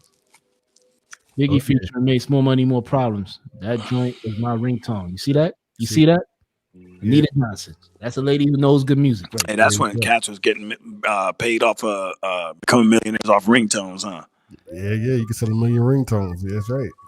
I actually bought a couple of ringtones. Fuck, that shit annoyed me, man. You be out and somebody whole damn song will be playing, nobody to answer their phone. Well, what annoyed me is the fact that you could only lease it. You pay all that money and shit. Fucking Rags used to have what was it? Journey. Don't stop believing. Oh. Yo, speaking of cell phones, man, I know when I lived in New York, man, the most annoying shit people used to do. I know every cell phone comes with headphones. Do y'all be seeing kids like that, just holding the cell phone up to their ears? That's crazy. Yeah, it's like, yo, I know the phones come with some headphones, man. Put them shits on, man. I remember one time on the train, this dude was playing some reggaeton, man. Hey. Brother walked by, slapped that phone out of his fucking hand, said, turn that shit off, man. I'm old enough to remember when everyone used to pay $20 for a boombox, as they called them, and everyone would walk down the street. What? Nah, Mike, this disrespect, man. Dude wasn't garbage, man. I agree. With Mace was not garbage. He was like, that thing was slow. Man. He was slow. Man, they were danceable shits. Those were joints that were like, oh, like the chicks would get all hype up, and they was wearing this. It was like fucking 0 degrees outside, and they were in their little dresses, and they're like, oh shit! They put their drinks down, and Cameron tells a story about how when Mace was living with Biggie off of Park Ave and 35th or something like that, and Mace was telling the story of going into the bathroom, taking Cameron to the bathroom, and they saw a dildo. And this is a quote from Cameron and Mace. Cameron says, and Mace says, you know, that Puff be having girls over here, you know. And again, so Mace talks slow, man. That sounds like a made up story, man. I told you about. I don't know what he was talking about. You said dildo, man. I blanked out. I was like, what the fuck? They were boys. They was boys. Cameron and Mace were boys, and then this is the true story. You can Google it. Anyone can Google it, man. You can make me find it. Just because Google it shows up in Google doesn't mean it's true. It's an interview with Cameron where he talked. I think he was talking to Black. Okay. So everybody's saying Mace was whack. So why y'all like Fabulous then, man? Fabulous came in with Mace's style. Don't forget. That he did. I wasn't style. a Fabulous fan either, so you're not getting me on that one. Loon came in with Mace's style too. You're not getting me on that one either. Yeah. Fabulous was rhyming just like Mace. So basically what you're saying is Puffy was just plugging and playing motherfuckers. Plugging them in, and he was like the Bill Belichick of the shiny suit era. Yeah, man. So I guess we all came to. I guess we could all say Lil Wayne is definitely overrated. Yeah, we all agree on that. Lil Wayne is definitely overrated, man. Sorry to break your feelings, John Hart. John Hart, who's your top? Oh, he already said. He said Kanye was his top overrated. And I can see that though. Yeah, Kanye was. Yeah, I can see that. I can see that. But I think he kind of gets a pass because he does his own beats. So I kind of gave him a pass. I was going to put him up there. I was going to put Missy Elliott up there. I believe she's definitely overrated as a hip hop artist. I don't see why she should fall into that category. She should be alternative music. Is Cameron overrated? Come on, Cameron? Killer Cam? Cameron's not overrated. Cameron's not overrated. Cameron stayed in the same lane all the time. I say Cameron's underrated. I don't feel a need to rate him.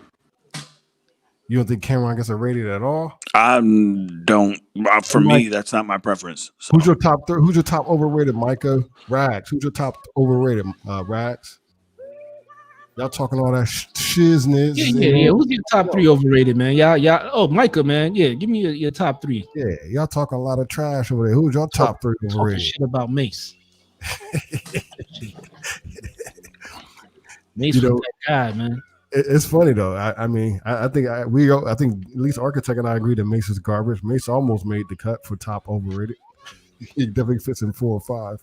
Because nobody never talks about Mace. You know what I'm saying? I guess because the whole thing with him and Puff. Why should they? Because it ended badly with him and Puff. You know, he just walked away. So nobody never brought him up. Google was overrated. Ooh. You cursing. Nah, you crazy. That's profanity. What's wrong with the profanity? Oh, he's a Pro Righteous Teacher. Is that a group though? I mean, Pro Righteous Teacher. They only put out like one album though. They only put out one album, but Guru's not overrated, man. Guru's not overrated. Ooh. Old Dirty Bastard. He said Old Dirty Bastard was the other one. Oh yeah. Cam raps words with the same word. I'll be like murder, brother, hustler. That's his dope. That's his. No one else does it better. Yeah, Cam be saying some shit, man. You the type of cat want to marry your lover. Go to the end of earth for her like Mario Brothers. Better carry your rubber. Hey, like Joel Santana, them niggas, them dudes be rapping, dude. Like Joel, Hell yeah, man. that whole clique, they got flow to me. Yeah, I know. ODB could be an overrated rapper too, kind of, man. He got lucky. ODB. ODB, nah. You know how ODB was a character, bro. Yeah, I think he had ghostwriters, man. Like on 2 occasions, I found out that because I saw RZA writing rhymes for him when he got out of jail when he had signed to Rockefeller, and RZA was writing rhymes for him. You mean to tell me somebody wrote "Shimmy Shimmy Come On"? I mean that's yo. And then I used to listen to Stretch Armstrong, and JAZ-O did a freestyle, and I heard ODB say them same rhymes on his album. So I think he had help writing it from his cousins. That's kind of weird. I can't imagine ODB writing or reading anything. Rest his soul, man. God's a legend. I don't think ODB was overrated, man. Because nobody never puts him in any category of lyricist anyway to be overrated. Yeah. No, I don't think he's overrated. If Cam was from down south, y'all would call him trash. Nah. I mean, yeah, probably me. No. Nah, I wouldn't call him trash. Well, I don't know. I called Cam trash back then, but okay. We got Mike is Mace. Cam. Damn. He put the whole Capone. Wheezy for sure. We all agree Wheezy's overrated. You said what? Why would you put all three like this? Like this he just threw it all in there. Like here, y'all in the same barrel. But like yo, why Capone? Capone only put out like 2 songs. Like Noriega was pretty much CNN for most of CNN's career. Capone, he got them all tied from the. He threw them all in there. Mace came Dipset. He might as well just said Dipset. You talking about Capone the comedian, the gangster of comedy? I don't know. Capone was dope, man. On that LA, he bodied that shit. Mace has better lyrics than Guru. I like Guru. I don't know. I can't say Guru is overrated because I feel like Guru was kind of underrated. When Mass Appeal come on, yeah, Mass Appeal. Rags be singing that shit. No way, I never make it. Come with that beat. I mean, and Guru killed that shit lyrically, man. So, do you think you say you can say I'm sort of the boss, so get lost? Brother, that'll make you change opinions. The minions, I'm in them when it's time to kick shit. You see, people say one line and they be like, that's trash. But they didn't say the rest of it. That shit was hard. I'm surprised no one said Curtis Blow was overrated. We talked about him last week. That's all. They going way back. You know what? I'm going to say Greg Nice is overrated, man. He just makes emphasis on the word that rhymes. Greg N-I-C-E. Shit. We rock for a fee, not for free. Again, that shit was dope, man. It was like DAZ effects. The shiggity diggity. Oh God, I can't even listen to DAZ. That has no playback for me. Hey, man, they were innovators though. They innovated their own style. Man. No, I agree. I'm just saying when I go back and listen to it, I can't do it. So you're the only boss when good things are good? What? But when things go bad, I'm sort of I'm sort of the boss.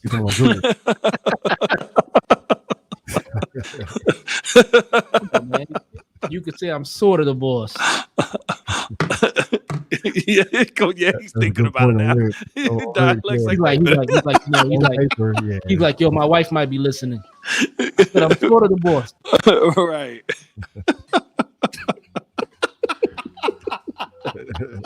I said I'm sort of the boss. I didn't say I'm the boss. Oh shit. What Harp talking about? He said cannabis is overrated. Cannabis is monotone. You can say I'm sort of the boss to get lost, dude. Like I ain't going nowhere. You say you sort of the boss. I want to talk to the boss. Right. I ain't going nowhere. That is funny though. I don't know if you own this place or not. You said you sorta. Sort of the boss, yeah. I'm sorry, man. Google. That's back when modesty took over. You know what I'm saying? Yeah, I think he wrote that real quick, man. I think y'all putting too much thought into it. What up, Sherry T? What up, Sherry T? It is kind of ill though, man. Like I try to put on some of the old DOS effects. The beats are raw. Don't get me. The beats are crazy. But then I start listening to the rhymes, and I'm like, well, yo, John Harp, I disagree with that, man. Cannabis You see, cats like Cannabis and Papoose, you can't really put them in a category of overrated because I just think they're not album rappers. They're just the type of guys to jump on tracks, give you a sick verse, and you be like, yo, that shit is dope. But you can't expect the album from them, you know? So I wouldn't put Cannabis. You get some of that. Because when Cannabis came out in the 90s, man, the shit he was saying was crazy, man. Oh, yeah, for sure. That man said, I'm strong enough to throw a bullet faster than a gun could shoot it. I'm like, damn. The shit he used to say was just crazy, man. Yeah, he's all scientific with it. Yeah. I mean, but when he battled arsonists, and he pulled out a notepad. I'm like, why would you pull out a notepad in a battle? You know what I'm saying? And he put on some glasses too, and he put on the notepad. He was like, hold on, I got you. I was like, nah, B. Yeah, I don't know what made him do that, but that was a very unfortunate situation for hip hop. Yeah, I mean, he should have not even took the battle with arsonists, man. I thought that was beneath him, because Cannabis rhyme is some of the best, man.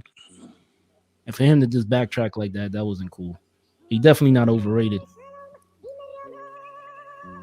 Don Juan, did you freeze? Oh no, nah, he's good. I was just looking at the a rodeo photo. Nah, going back to Mace though, man. Mace was not overrated. I'm just gonna leave it at that. Cannabis has just been a poet. Heart was on one. Yeah. Somebody listening to Sean Price? Yeah, we've been playing this instrumental for the past 2 hours. But don't tell Facebook that. You know what I'm saying? Oh, they cancel the whole show over that. Well, he spelled Sean Price different, so yeah, that's a different Sean Price. Arc and dialect. Check out. Trying to get y'all out of just NY and VA. Is they out of Atlanta? What's that? Atlanta? Spill what? Spillion. Spilly Gion? Celine Dion? Hey John, I don't see how you can say that. We just had some somebody from Arizona on the show. Yeah, we had Arizona, dude. Yeah, stop playing, man. Stop playing with us, man. Robert De Niro's Arizona, man. You know what I'm saying? Yeah, stop playing, man. Like, yeah, AZ in the house, Arizona, man. Shout out to Arizona, Rob De Niro. You know what I'm saying? Go check it out. But yeah, I'll check them out for sure. I'm gonna go check the Spillion project. Yes. Yo, what up, Eddie? You know what I'm saying? Shout out to Eddie, man. Let us know your top 3 overrated rappers, man. Yeah, who's your top 3 overrated, Eddie? Talking about overrated rappers, you know what I'm saying? Dialect. I had Busta Rhymes. I had of course Lil Wayne, and I also had on there Macklemore. Man, I'm still troubled with the fact that Macklemore was on your radar. Hey man, I'm a little bothered by that, man. I'm curious now. What you do? That he was called a rapper. You know. Now you got me wondering with your thong slippers. You riding around with your thong slipper, your dad slippers, listening to Macklemore. The fuck's going on, man? His greatest rap of all time is Taboo from Black Eyed Peas. It's my favorite Filipino rapper. Oh, that was cold-blooded, man. Will.i.am got bars though, and production. Huh? Yeah. Production. Man, fucking Lakers lost tonight. That's amazing. That's right. Upset. They're setting it up for Sunday. Yo, John Harp, you saying Dreamville is what, overrated? Nah, I think he was saying that project. Asher Roth. Whatever happened to him? Does he still do shit? Yeah, I mean Asher Roth came out he had like a little like him and Knots. Yeah, probably like 2009 to 2010. Then he just disappeared. Yeah. College kid. Yeah. So what we got, man? What the fuck is the word, man? I guess we could talk about that J-Elect album that was released. Man, it was dope, man. That shit was better than the joint he did with Jay. Well, it was the joint he did with Jay. It's like they just omitted certain tracks. Oh, okay. You know what I'm saying? Like some of the stuff around it, I enjoyed it, man. That thing was very different. Yeah, man. That album was very different. I was like highly entertained off of that shit. Yeah. I think it was called Bonnie and Clyde. But hold up, did he officially release that or was it leaked? I think it was leaked, but it was on Tidal. So they played the old leak game, huh? Did that shit? Yeah. Shit was hot, man. I agree with you. You said, Jay Electronica is one of those artists that's like, he's different, but in a good way. Yeah, because some of the stuff that he was rhyming over. Can we pull this other shit down? Yeah, take that shit off. But I fucking lost my train of thought. But the album is dope, man. Oh, we got Lil Wayne again. So Eddie just responded. He said T.I., Rhapsody, and Lil Wayne. Overrated. Okay, he got Kendrick up there too. J. Cole, Kendrick, and ASAP. And Tyler. Somebody else agrees with me. Kendrick is overrated. Yo, Harp, I don't know what I count him as. The music is yeah, he's just hip hop to me, man. I always say like one of my favorite crews is Hieroglyphics, man, and they're out of the West Coast. You know what I'm saying? I just call them hip hop. You know what I'm saying? I don't know, man. Hip hop. I don't call Outkast down south rap. I call them hip hop. Yeah. You know what I'm saying? Because the stuff they do is Outkast. It's like it's different. You know what I'm saying? I'll be honest with you. Outkast is probably the one that broke me into listening to going down that rabbit hole, and because they got a tremendous amount of respect from me when they were dropping my albums. Yeah, what did it for me was like Razzcast and like Hieroglyphics. I'm like, because West Coast artists were sounding like MC8 at the time, or like Ice Cube or Eazy-E. But when Razzcast came out and Hyro came out, I was like, okay, they got some lyrical cats over there. So I started giving, people from other places a listen. And I don't know if you remember this group back in the day, Trends of Culture. They had a joint called Off and On. Yeah. They were from out of Atlanta. Really? Yeah. What? Yeah, that jam. Yeah, I found that out this year. Yeah, Off and On. Yeah, I remember that one. Yeah. Oh, Micah said, Rhapsody, you bugging. I mean, I'm glad I'm not the only one that said Kendrick is overrated. But yeah, there was probably a lot of groups out back then that we thought were New York cats, but they were like from other places. That's interesting, yeah. I thought Ed O.G. was a New Yorker. Then come to find out he was from Boston. Yeah, I knew that. Yeah, so John Harp is not always about being from New York, man. Sometimes it's about the sound. Like Jay Electronica is from as down south as you can be. He's from where Weezy and all them cats is New from. Orleans, man. Yeah. You know what I'm saying? The Magnolia Project. But man, the music he puts out, it's its own thing, man. Mm-hmm. Like some of the stuff he's rhyming over, I know a lot of cats probably would turn it off really fast because it didn't have the knock. Freestyle Fellowship is about the bars. I agree, man. Inner City Boundaries is one of my favorite joints of all time. Do y'all remember that joint? What was it? Inner City Boundaries, Freestyle Fellowship. I don't recall. I don't know. I wasn't from her latest album though. You know what I'm saying? I mean, it's good that you bring a Rhapsody, but you know what I'm saying? What did y'all think of her latest release though? You know what I'm saying? I thought that shit was dope. I mean, I like she kind of flipped the JAZ-O joint, and then she put JZA in the song. Yeah, I thought that was dope, man. I like a lot of religious references and things that are titles, but I'm not gonna lie, I wasn't really impressed with her latest release. Yeah, because I guess you and I talked about that earlier, like why we didn't have any female artists on the overrated list. Yeah, I was scared to get my ass whipped by all the females. Yeah, I didn't want to put any females. I don't feel like pretty much any female that's been in the game was able to hold their own. You know what I'm saying? Maybe I'll say Trina out of all the female rappers, probably the most overrated out of them all. Over Meg Thee Stallion, Meg Thee Stallion can rhyme at least. Oh, come on. They say she actually got skills out of the bullshit she's putting on. Nicki Minaj, man, come on. Nicki Minaj can actually rhyme. Yeah, overrated. Nicki Minaj is overrated, dude. Severely overrated. I tell you who's underrated as an MC, Lauryn Hill. You said, you think she was underrated? I think so. I don't hear no people talk about her when they talk about greatest female rappers. I mean, listen, Greatest MCs of all time. She's in my top 5. Really? I think so, because she carried that group, man. The Fugees. No, she definitely did.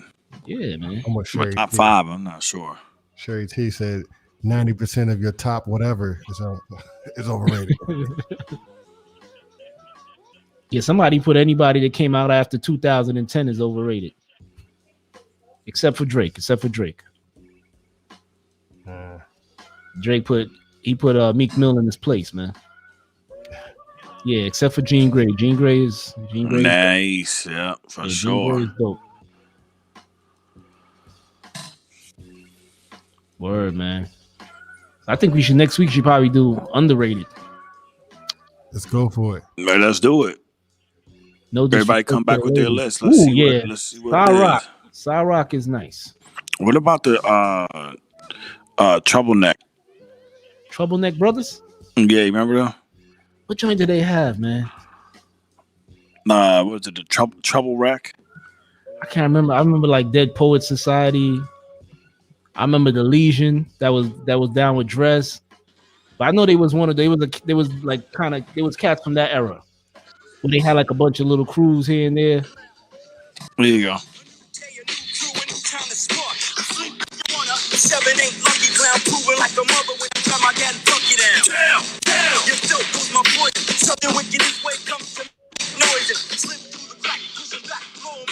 Remember that shit? I don't remember that. Kind of sound like Havoc. Yeah.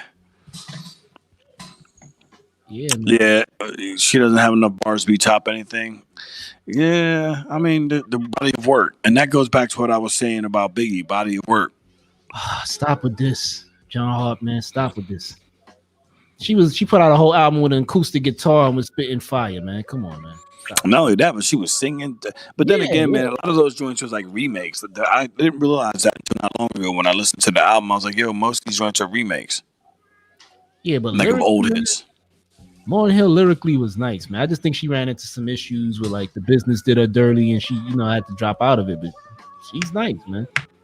Yeah, Eddie, I feel you on the point of Drake in the convo. Juan had Macklemore in the convo. Even though we were talking about overrated MCs, I didn't feel that Macklemore should even have like hit the radar. But for some odd reason, Juan had it on his radar. So I thought that was odd.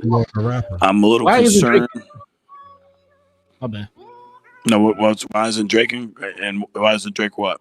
Why isn't Drake? Why does he mean he thinks Drake is like not even like worth speaking about because he's not good, or that he's not overrated? I think it's more commercial Drake that he's probably speaking on. Nah, Drake nice, man. Drake nice. No, yeah, Drake can really spit though. Yeah, he can. Like I said, when Meek Mill came at him and dissed Meek Mill, I had to say. A lot of commercial MCs will back away from that. They'll use the lame excuse, man. I ain't got no time for no lames. I ain't trying to respond to no lames.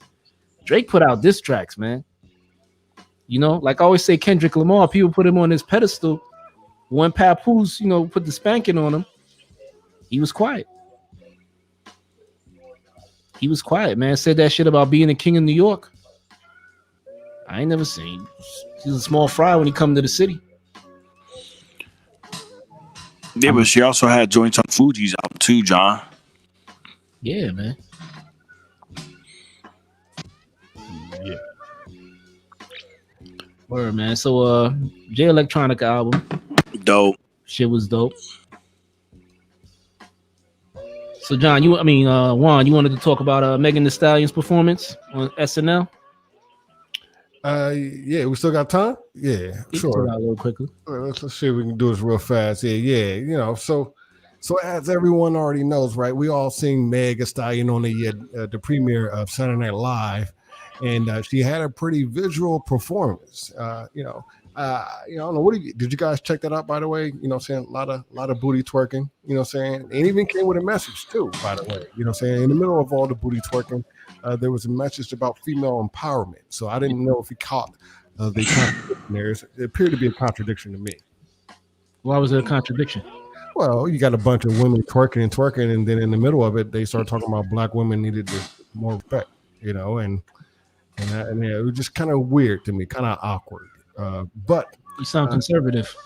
Well, not to sound conservative, but as a father of girls, saying I just think there's a conflicting message there. You got a bunch of women twerking, then in the middle of it, you give a political message. So you're saying she deserved to get shot in the feet because she twerked? Absolutely not. No one deserves to get shot. Like I said, as a father of girls, as a dad, I'm not playing that. Saying as Meg, as a fellow American, I'm not playing that to have any foreigners shooting on American girls.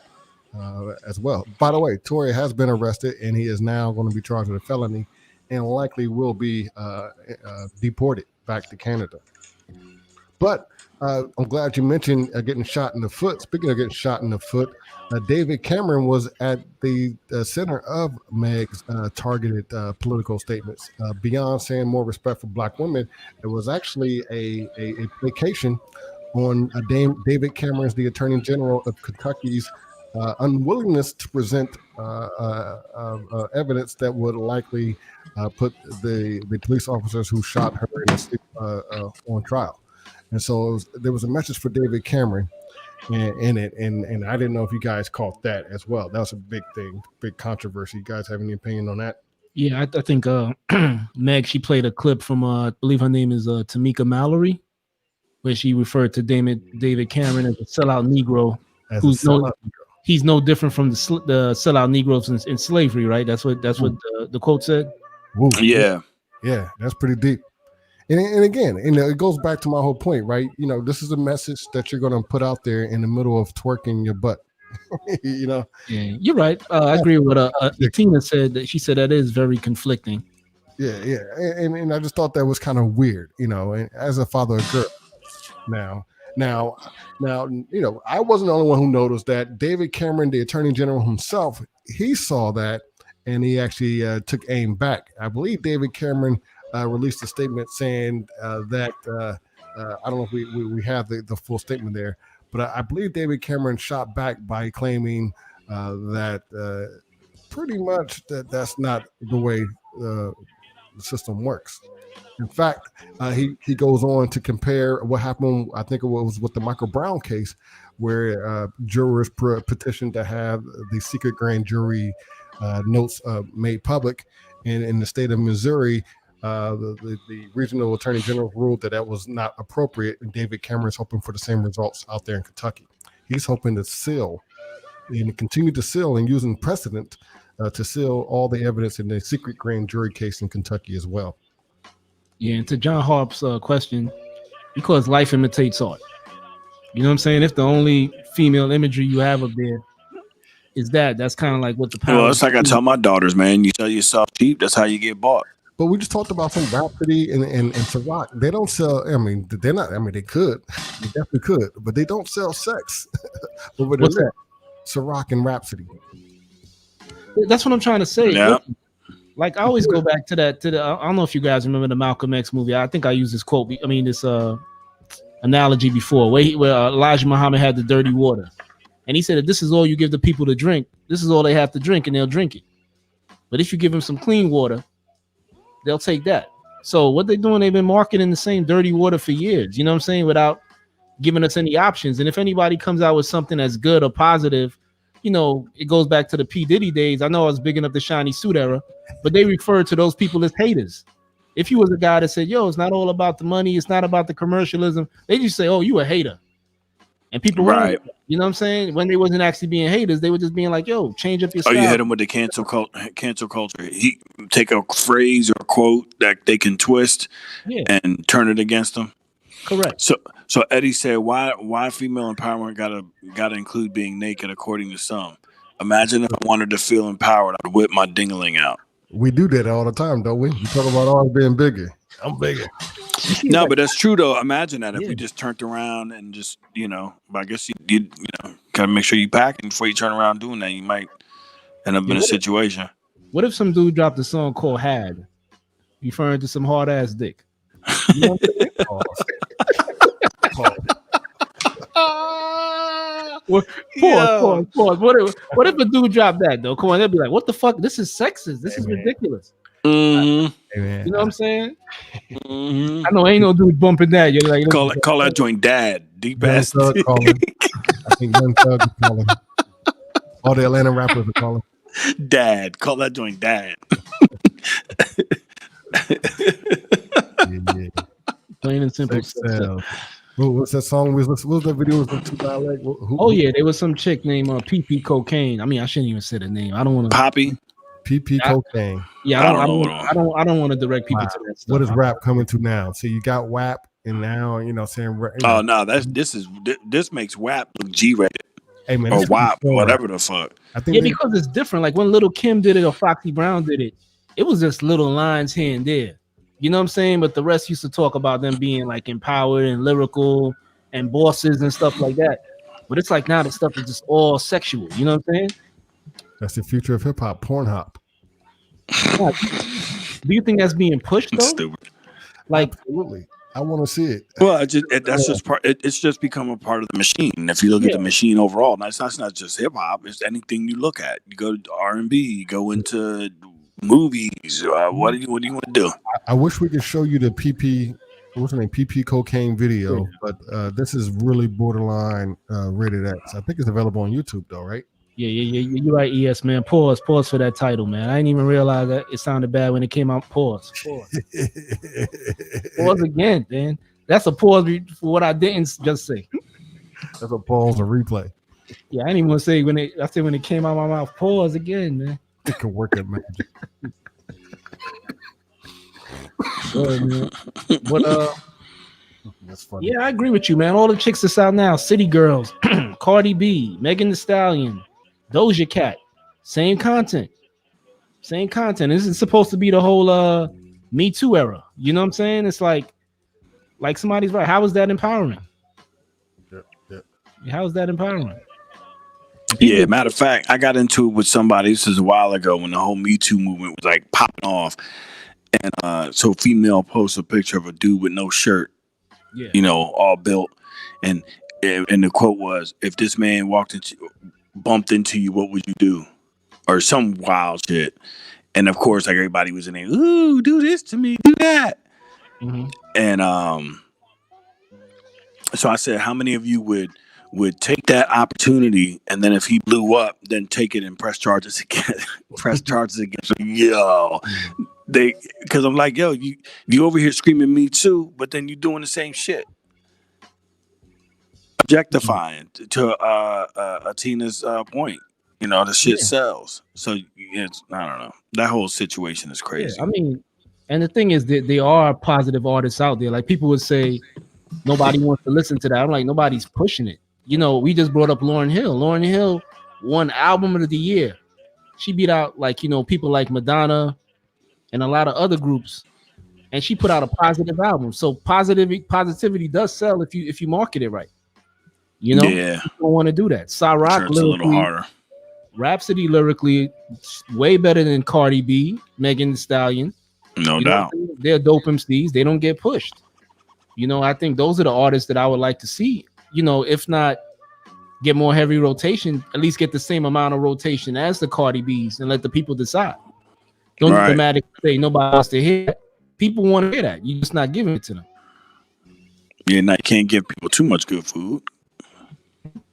Yeah, like I remember Talib Kweli had that song when he said, well, I think it was Move Something, when he said the record labels keep telling them that the fans are stupid.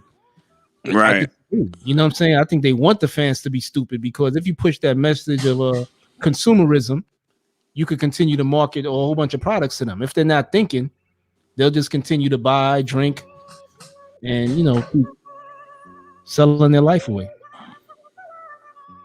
This is teaching young girls to feel they have an option in life.